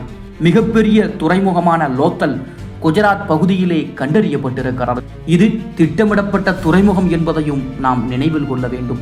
ஒரு பெரிய நீர்நிலையும் அதனை இணைக்கக்கூடிய நீர்க்கழிவுகள், சரக்கு ஏற்றும் கப்பலுக்கான மேடைகள், இவை அனைத்தும் இருந்திருக்கின்றன. இது துளியளவு பிழையில்லாமல் கடல் வர்த்தகத்தில் ஈடுபட்டிருக்கிறார்கள் என்பதை தெளிவாக கூறுகிறது. அவர்களின் வர்த்தகம் என்பது இந்திய நிலத்தோடு நின்றுவிடாமல் மத்திய ஆசியா மற்றும் மெசபடோமியா ஆகிய இடங்களோடு இணைந்திருந்தது. சில ஹரப்பா முத்திரைகள் மெசபடோமிய நகரங்களிலும் கண்டுபிடிக்கப்பட்டிருக்கின்றன. இது கடல் வழியாக இந்திய பெருங்கடலை கடந்ததும் நிலவழியாக பெருங்கடலுக்கு அருகாமையில் இருந்த இடங்களிலும் அவர்கள் உறவுகள் வைத்திருந்ததை உறுதி செய்கிறது. ஆக இந்த நாகரீகம் இயற்கை பேரழிவுகள் காரணமாகவோ சமூக மற்றும் வணிக மாற்றங்களால் உண்டான பின்னடைவுகளாலோ மோசமாக பாதிக்கப்பட்டிருக்கலாம். சில ஆய்வாளர்கள் நதியினுடைய திசையில் ஏற்பட்ட மாற்றம், வெள்ளம், வறட்சியின் தாக்கம் போன்றவற்றை காரணமாக கூறுகிறார்கள். மேலும் சிலர் ஆரியர்களின் தாக்குதலால் இது நடந்திருக்கலாம் என்று குறிப்பிடுகிறார்கள். ஆனால் இதில் தெளிவான ஆதாரம் எதுவும் இல்லை. சில தொல்லியல் சான்றுகளின்படி இந்த நாகரீக மக்கள் கிமு 1900க்கு பின்பு மெதுவாக நகரங்களை விட்டு புறப்பட்டு கிராம வாழ்வில் இடம்பெயர்ந்திருக்கிறார்கள் என்பதும் நகரங்கள் காலியாகிவிட்டன என்றும் கூறுகிறது. தொழிற்சாலைகள் செயலிழந்து விவசாயமும் பாதிக்கப்பட்டதாம். அதை போல இந்த நாகரிகத்தின் முக்கியத்துவமும் அதன் சீரான அமைப்பும் தொழில்நுட்ப முன்னேற்றங்களும் தொல்லியல் ஆதாரங்களும் இந்திய பண்பாட்டின் ஆரம்ப நிலை கதைகளில் இங்கு நடந்திருப்பதை ஒளிரச் செய்கிறது. தமிழருக்கும் இந்த நாகரிகத்திற்கும் இடையே உருவான உறவுகளும் மெய்நிகர் ஒத்தவைகளும் மொழிபெயர்ப்பின் வழியாகவும் மூதாதைய மரபுகளின் வழியாகவும் இன்னும் தொடர்ந்து கொண்டிருக்கிறது. அதனால்தான் இந்த நாகரிகத்தை பற்றி பேசும்போது சிந்து நதி என்பது ஒரு தனி வரலாறு அல்ல, அது நம்மை தொடும் ஒரு பாரம்பரிய கனல் என்று பார்க்க வேண்டும். தமிழும் சிந்துவும் இரண்டும் மாறுபட்டதாய் தோன்றினாலும் அதன் அடித்தள ஊற்று ஒரே கலாச்சார பெருக்கத்திலிருந்து வந்திருக்கலாம் என்பதே இன்றைய புரிதல்களில் ஒன்றாக உள்ளது என்பதும் குறிப்பிடத்தக்கது. மனித வரலாற்றில் எழுத துவங்கிய காலமே ஒரு பெரிய புரட்சி காலமாக திகழ்கிறது. மனிதன் முதலில் பேசத் தொடங்கியதும் பின்னர் தன்னை சுற்றி இருக்கக்கூடிய உலகத்தை பதிவு செய்ய ஆசை கொண்டதும் நம் நாகரிகத்தின் வளர்ச்சிக்கு அடித்தளம் அமைத்த முக்கிய நிகழ்வுகளாகும். அந்த வகையில் சுமேரியர்களின் எழுத்து முறையும் மெசபடோமியாவின் சட்ட கோட்பாடுகளும் நவீன சமூகத்திற்கே மூலதனமாக விளங்குகிறது. அது மட்டுமல்லாமல் தமிழர்கள், இந்தியர்கள் மேலும் பல பழமையான நாகரிகங்களின் சமூக சட்டங்களை புரிந்து கொள்ளவும் இந்த வரலாறு நமக்கு வழிகாட்டுகிறது. சுமேரியர்கள் என்பது மெசபடோமியாவின் தெற்கு பகுதியான சுமேரில் வாழ்ந்த மக்களின் அடையாளமாகும். இவர்கள் கிமு 4500 முதல் கிமு 1900 வரை வாழ்ந்ததாக கூறப்படுகிறது. அவர்கள் உருவாக்கிய நகரங்களான எரிடு, உருக், லாக்கஷ், நிப்பூர், உருக்கு போன்றவை அனைத்தும் மிகவும் திட்டமிடப்பட்டு கட்டப்பட்ட நகரங்களாக இருந்தன. ஒவ்வொரு நகரத்திற்கும் தங்களை வழிநடத்தும் ஒரு கடவுளும் இருந்தார். உதாரணமாக உருக்கின் கடவுள் நானா, எருடுவின் கடவுள் என்கி. இவர்கள் வணங்கி மதச்சடங்குகளுக்கு முக்கியத்துவம் அளித்த சமூகமாகவும் இருந்தார்கள். இந்த சுமேரியர்கள் தான் முதலில் எழுத்து முறையை உருவாக்கியவர்களாக வரலாறு கூறுகிறது. அந்த எழுத்து முறைக்கு கியூனிஃபார்ம் என்று பெயர். இது சதுர குச்சியால் மென்மையான களிமண் பலகைகளில் இடப்பட்ட கோடுகளின் வடிவம். இவை நேர்கோடுகள், குறுக்கு கோடுகள், மூலவட்ட கோடுகள் போன்றவற்றால் உருவான ஒரு எழுத்துக்களாக இருந்தன. ஆரம்பத்தில் இது சின்ன வடிவ எழுத்துக்களாக இருந்தாலும் பின்னாட்களிலே ஒளி வடிவ எழுத்துக்களாக வளர்ந்தது. இவற்றின் மூலம் வர்த்தக பதிவுகள், வரலாறு, சட்டங்கள், சடங்குகள் ஆகியவை பதியப்பட்டன. சுமேரிய எழுத்து முறையின் முதன்மையான முக்கியத்துவம் என்பது உலகின் மிக பழமையான எழுத்து முறைகளில் ஒன்று என்பதில் இருக்கவில்லை. இது மனித சமுதாயங்கள் தகவல்களை சீராக பரிமாறிக்கொள்ளக்கூடிய புரட்சியை செய்தது என்பதில்தான் இருக்கிறது. அதாவது பழக்க வழக்கங்கள், வர்த்தக ஒப்பந்தங்கள், அரசு ஆணைகள், ஜோதிட கணிப்புகள் ஆகியவற்றை எழுதி வைத்தல் என்பது ஒரு நாகரிகத்தின் வளர்ச்சி அடையாளமாகும். இன்றைய கணினி முறையிலிருந்து சட்ட நூல்கள் வரை இது ஒரு தொடக்க புள்ளி. அதை போல சுமேரியர்கள் தங்கள் கடவுளை பற்றிய கதைகளையும் வரலாறுகள், நாட்டுப்புற பாடல்கள், சடங்குகள் போன்றவற்றையும் எழுத துவங்கினார்கள். அதற்கான மிக முக்கியமான உதாரணம் தான் கில்காமேஷ் காவியம். இது உலகிலேயே முதலில் எழுதப்பட்ட காவிய கதையாக கருதப்படுகிறது. இந்த கதையிலே மிகுந்த தத்துவமும் உள்ளடக்கப்பட்டிருக்கிறது. இந்த கதையில் இடம்பெறக்கூடிய ஒன்றுதான் வெள்ளப்பெருக்கு. ஒரு மனிதன் பல உயிர்களை காப்பாற்றுகிறான் என்று சொல்லக்கூடிய இந்த கருத்து பைபிளின் நோவா மற்றும் குர்ஆனுடைய நூஹ் ஆகிய தகவல்களோடு ஒற்றுப்போகிறது என்று வரலாற்று ஆராய்ச்சியாளர்கள் கூறுகிறார்கள். அதைப்போல சுமேரிய சமூகத்திற்குள் இருப்பவர்களுடைய வாழ்க்கை அமைப்பு மிகவும் ஒழுங்கானதாகவும் உயர்தரங்களாகவும் இருந்திருக்கிறது. உச்ச இடத்தில் சிறப்புமிக்க மத தலைவர்கள் மற்றும் அரசர்கள், அதை போல வீரர்கள் இருந்திருக்கிறார்கள். நடுத்தர வர்க்கத்திலே தொழிலாளர்கள் மற்றும் வணிகர்கள், கீழ்த்தர வர்க்கத்திலே வேலைக்காரர்கள், அடிமைகள் ஆகியோர் அடங்கியிருக்கிறார்கள். ஒவ்வொருவரும் அவரவர் நிலைப்படி விதிகளுக்கு உட்பட்டு வாழ்ந்திருக்கிறார்கள். இந்த நிலையில் சமூக ஒழுங்கை பாதுகாக்கும் நோக்கிலே சுமேரியர்களின் பிற்கால வரிசையில் வந்தவையாக சில முக்கிய சட்ட கோட்பாடுகளும் தோன்றியிருக்கிறது. அதில் மிகச்சிறப்பானதும் மிக பழமையானதும் ஹமுராபியின் சட்ட கோட்பாடு. ஹமுராபி என்பது பாபிலோனிய அரசனின் பெயர். இவர் கிமு 1792 முதல் கிமு 1750 வரை பாபிலோனியாவை ஆட்சி செய்தார். இவருடைய ஆட்சியில் பாபிலோனியா ஒரு மிகப்பெரிய பேரரசாக வளர்ந்தது. ஹமுராபி சுமார் 282 சட்டங்களை எழுதி வெளியிட்டார். அந்த சட்டங்களை கற்களுக்குள் செதுக்கி நகர தூண்களில் நிறுவினார். மக்கள் அனைவரும் அந்த சட்டங்களை தெரிந்து கொள்வதற்காகவே இந்த கற்கள் பொதுமக்கள் பகுதியிலும் வைக்கப்பட்டது. இதுவே உலகின் முதலாவது பொதுச்சட்ட தொகுப்பாகவும் கருதப்படுகிறது. ஹமுராபி சட்டங்கள் பல்வேறு சமுதாய துறைகளை உள்ளடக்கியது. வணிகம், விவசாயம், குடும்பம், குற்றவியல், சொத்துரிமை, பணியாளர்களின் உரிமை போன்றவை இந்த சட்டங்களிலே அடங்கும். இந்த சட்டங்களில் முக்கியமான ஒரு வழிமுறை கண் குத்தினால் கண், பல் உடைத்தால் பல், அதாவது கண்ணுக்கு கண் பல்லுக்கு பல் போல நியாயமும் சமமான தண்டனைகளும் நிர்ணயிக்கப்பட்டன. இவை அனைத்தும் எழுதப்பட்டிருந்தது யூனிஃபார்ம் எழுத்து முறையில். ஆக இந்த ஹமுராபி சட்ட கோட்பாட்டின் சிறப்பம்சம் என்னவென்றால், அது வெறும் தண்டனைகள் தருவதற்காக இல்லை, முறையான சமூக ஒழுங்கை பேணுவதே அதன் நோக்கமாகும். உதாரணமாக விவசாயிகளுக்கான நீர்ப்பாசன உரிமை, கூலி தொழிலாளர்களுக்கான சம்பள அளவுகள், கடன் கொடுப்பது, அடகு வைக்கும் நடைமுறைகள் போன்றவை இதில் குறிப்பிடப்பட்டிருக்கிறது. குடும்ப சட்டங்களும் அதில் முக்கிய பங்கு வகிக்கின்றன. திருமணம், விவாகரத்து, பாரம்பரிய உரிமை, குழந்தைகளின் பாதுகாப்பு போன்றவை அனைத்தும் இந்த சட்டங்களிலே விவரிக்கப்படுகின்றன. இவற்றின் மூலம் நாம் தெரிந்து கொள்ளக்கூடியது என்னவென்றால், சுமேரியர்கள் மற்றும் பாபிலோனியர்கள் ஒரே நேரத்தில் வளர்ந்த நாகரிகம் இல்லை என்றாலும் ஒன்றுக்கொன்று செல்வாக்கு செலுத்தியவை என்பதை சொல்லலாம். இவ்வாறு சுமேரியர்கள் எழுதிய எழுத்துக்களும் ஹமுராபியின் சட்ட கோட்பாடுகளும் மனித வரலாற்றில் மிகப்பெரிய மாற்றங்களை உருவாக்கியதாக வரலாறு உணர்கிறது. ஒவ்வொரு வரியிலும் ஒவ்வொரு புரட்சி, அதை வாசிக்கின்ற ஒவ்வொரு தலைமுறையிலும் புதிய அறிவோ புதிய நெறியோ பிறக்கிறது என்பதும் குறிப்பிடத்தக்கது. சீனாவின் மிக பழமையான வரலாற்றில் முதன்மையான இடம்பெறும் 2 முக்கிய வம்சங்கள் ஷாங் வம்சம் மற்றும் ஜோ வம்சம். இவை இரண்டும் சீனாவின் அரசியல், பண்பாடு, சமயம், எழுத்து மற்றும் சமூக அமைப்பிலே அடித்தளத்தை உருவாக்கிய வம்சங்களாகும். இவற்றின் வளர்ச்சியும் பிணைப்பு முறைகளும் கால சுழற்சியும் நவீன சீனாவின் அடையாளத்திற்கு வழிவகுத்தது. பண்டைய சீனாவின் வரலாற்றை சொல்வதற்கு முன் அங்கே தோன்றிய நாகரிகத்தின் இயற்கை சூழ்நிலையை புரிந்து கொள்ள வேண்டும். சீனாவின் வடக்கு பகுதியில் அமைந்த ஹுவாங்ஹே நதி, அதாவது மஞ்சள் நதி என்பதும், அதை போல தெற்கிலே யாக்சி நதி என்று அழைக்கப்படும் இந்த 2 நதிகளும் நாகரிக வளர்ச்சிக்கு தூண்களாக இருந்தன. இந்த காலகட்டத்தில் மழை சார்ந்த விவசாயம், நதி சார்ந்த குடிநீர், மண் சார்ந்த விவசாயம் ஆகியவை ஒரு குடிநகர் வளத்தை உருவாக்குவதற்கு தேவையான அனைத்தையும் வழங்கியது. நதியின் அருகே வாழ்ந்த மக்கள் முதலில் சின்ன குடியிருப்புகளாகவும் பின்பு நகரங்களாகவும் உருவெடுத்தார்கள். அங்கிருந்துதான் துவங்கியது பண்டைய சீனத்தின் அரசியல் வரலாறு. முதன்மையான வரலாற்று ஆதாரங்களின்படி சீனாவின் முதலாவது உண்மையான அரச வம்சமாக ஷாங் வம்சம் கருதப்படுகிறது.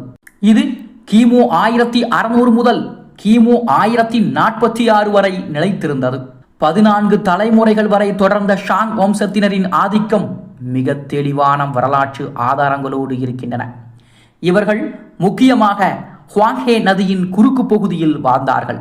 அவர்களுடைய தலைமையகம் ஆரம்பத்தில் இன் என்ற இடமாக இருந்தது. அதனால் சில நேரங்களில் இன் வம்சம் என்ற பெயராலும் இவர்களை அழைப்பதுண்டு. அரசன் ஒருவன் அச்சமயத்தில் கடவுளின் பிரதிநிதி என்றும் கருதப்பட்டான். அவர்களின் ஆட்சி முறை அரசியல் மற்றும் சமய நம்பிக்கை ஆகியவற்றை ஒருங்கிணைத்து வந்ததால் மக்களின் நம்பிக்கையையும் வெகுவாக பெற்றது. அரசர்கள் அவர்களுக்கு பிறகு வந்த தங்களுடைய பரம்பரைகளுக்கு சிம்மாசனத்தை வழங்கினார்கள். இது ஒரு ஒழுங்கான வம்ச அடிப்படையிலான பரம்பரை ஆட்சியாகும். இந்த வம்சத்தினர் மிகுந்த நகர்மயமாக்கப்பட்ட கட்டமைப்பை உருவாக்கினார்கள். நகரங்களில் மண் சுவர்கள், அரண்மனைகள், தொழிலாளர் குடியிருப்புகள், வெண்கல வேலை முறைகள், சிறப்பான செறிவான பானைகள், கல்லணைகள் போன்றவைகளையும் கட்டினார்கள். இது அவர்களின் தொழில்நுட்ப வளர்ச்சியின் அடையாளம். முக்கியமாக எழுத்து முறையின் தோற்றமும் இந்த வம்சத்தின் ஆட்சி காலத்தில் நிகழ்ந்ததென்பது வரலாற்று ரீதியாக குறிப்பிடத்தக்க ஒன்று. அவர்களுடைய எழுத்து முறைக்கு ஆரக்கில் போன் ஸ்கிரிப்ட் என்று பெயர். இது நாக்குகளில் உள்ள எலும்புகளிலும் ஆமை குருட்டையிலும் செதுக்கப்பட்ட எழுத்துகளாக இருந்தன. இந்த எழுத்துகள் பிரார்த்தனைகள், ஜோதிடங்கள், அரச கட்டளைகள் போன்றவற்றை குறித்து வைக்கக்கூடிய விதத்தில் இருந்தன. இவை பழைய சீன எழுத்து முறையின் முதல் வடிவமாகவும் கருதப்படுகிறது. இந்த எழுத்துகள் இன்றைய சீன எழுத்துக்களோடு நேரடி பிணைப்பில் இருக்கிறது என்பதும் மிக முக்கியமான விஷயம். அதே நேரத்தில் ஷாங் வம்சத்தின் சமூக அமைப்பும் ஒரு சீரான அதிகார இயக்கத்தோடு இயங்கியது.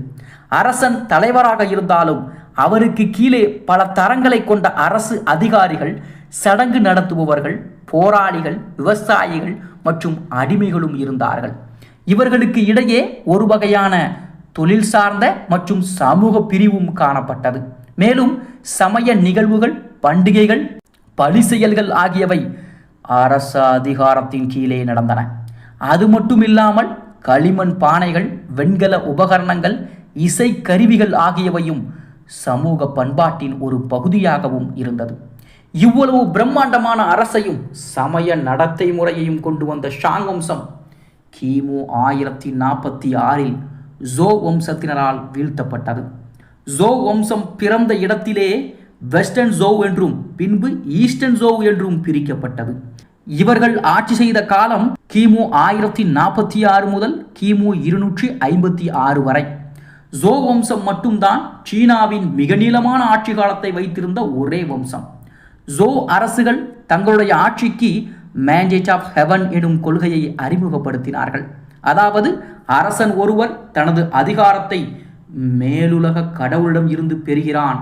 ஆனால் அவனுடைய தீமையின் காரணமாகவோ குற்றத்தின் காரணமாகவோ அந்த அதிகாரம் அவரிடமிருந்து பறிக்கப்படும். இதன் மூலம் புதிய அரசர் வந்தாலும் அது சமூக நீதி, எனவே மக்கள் அதை ஏற்க வேண்டும் என்பதையே அது வலியுறுத்தியது. இது அடுத்த அரசுகளை ஏற்றுக்கொள்ளக்கூடிய வகையில் அரசியல் நெறிமுறைகளை வேரூன்றச் செய்தது. ஜோ காலத்தில்தான் கான்ஃபூஷிசம், தாவோயிசம் போன்ற சிந்தனைகளும் வளர ஆரம்பித்தன. கான்ஃபூஷிசம் சமூக ஒழுக்கம், பாசம், மரியாதை, கற்றல் ஆகியவற்றை முக்கியமாக வலியுறுத்தும் ஒரு நெறிமுறை. தாவோயிசம் இயற்கையோடு இணைந்து வாழ வேண்டும், செயல் அல்லாது சாந்தமாக இருப்பதே வாழ்க்கையின் கோட்பாடு என்று வலியுறுத்தக்கூடிய ஒரு தத்துவம். இவை இரண்டுமே சீனாவின் சமூக சிந்தனையின் முக்கிய திசைகளை அமைத்தன என்பதும் குறிப்பிடத்தக்கது.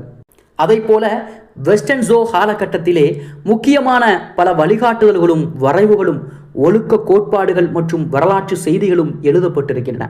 புக் ஆஃப் டாக்குமெண்ட் என்று அழைக்கப்படும் சூஜிங் என்ற நூல் ஜோ அரசர்களின் உரைகள், அரசியல் ஆணைகள் மற்றும் நிகழ்ச்சிகளை பதிவு செய்த ஒரு முக்கியமான ஆவணம். இதில் உள்ள பக்தி, நீதி மற்றும் அரசியல் நீதிமுறைகள் சீன அறிஞர்களின் அறநெறி நிலைப்பாட்டை கட்டமைத்தது. ஆனால் காலப்போக்கில் ஜோ வம்சத்தின் மைய அதிகாரம் சீர்குலைந்து கிமு 771 ஆண்டு அந்தந்த காலத்தில் உருவான தனிநபர் ஆட்சிகள் மற்றும் குறுநில அரசர்கள் மைய அரசை எதிர்த்து கலகங்களை நடத்த துவங்கினார்கள். இதனோடு வடமேற்கிலிருந்து நடந்து வந்த யாரு வம்சத்தின் அதாவது குவான்ராங் நோம் தாக்குதல்களும் லோ அரசின் தலைநகரை அழித்தது. அரச குடும்பத்தினரை கிழக்காக நகர்த்த நிர்பந்தித்தது. இதுவே ஈஸ்டர்ன் ஜோ என்ற புதிய பருவத்தின் தொடக்கமாகவும் கருதப்படுகிறது. புதிய தலைநகரமாக லியோயாங் தேர்ந்தெடுக்கப்பட்டது. ஈஸ்டர்ன் ஜோ ஆட்சியின் காலம் இயல்பாகவே ஒரு அரசியல் சிதறலோடு தொடங்கியது. இந்த பருவத்தை ஸ்பிரிங் அண்ட் அச்சுமெண்ட் பீரியட், அதாவது கிமு 770 476 மற்றும் வாரிங் ஸ்டேஜ் பீரியட் கிமு 475 221 என 2 முக்கியமான காலகட்டங்களாக பிரிக்கலாம். ஒவ்வொரு மாநிலமும் தங்கள் தாயக பகுதிகளில் வலிமையை பெருக்கிக் கொள்வதற்கு முயற்சி செய்தார்கள். இதில்தான் கி, கின், சு, யான், ஜோ, வெய் மற்றும் ஹான் போன்ற பல பிரம்மாண்ட மாநிலங்களும் உருவாகின. ஆக இந்த காலகட்டம் போர்களின் காலமாக மட்டுமல்லாமல் அரசியல், தத்துவ சிந்தனைகள் மற்றும் புதிய சமூக அமைப்புகளின் உருவாக்க காலமாகவும் அமைந்தது.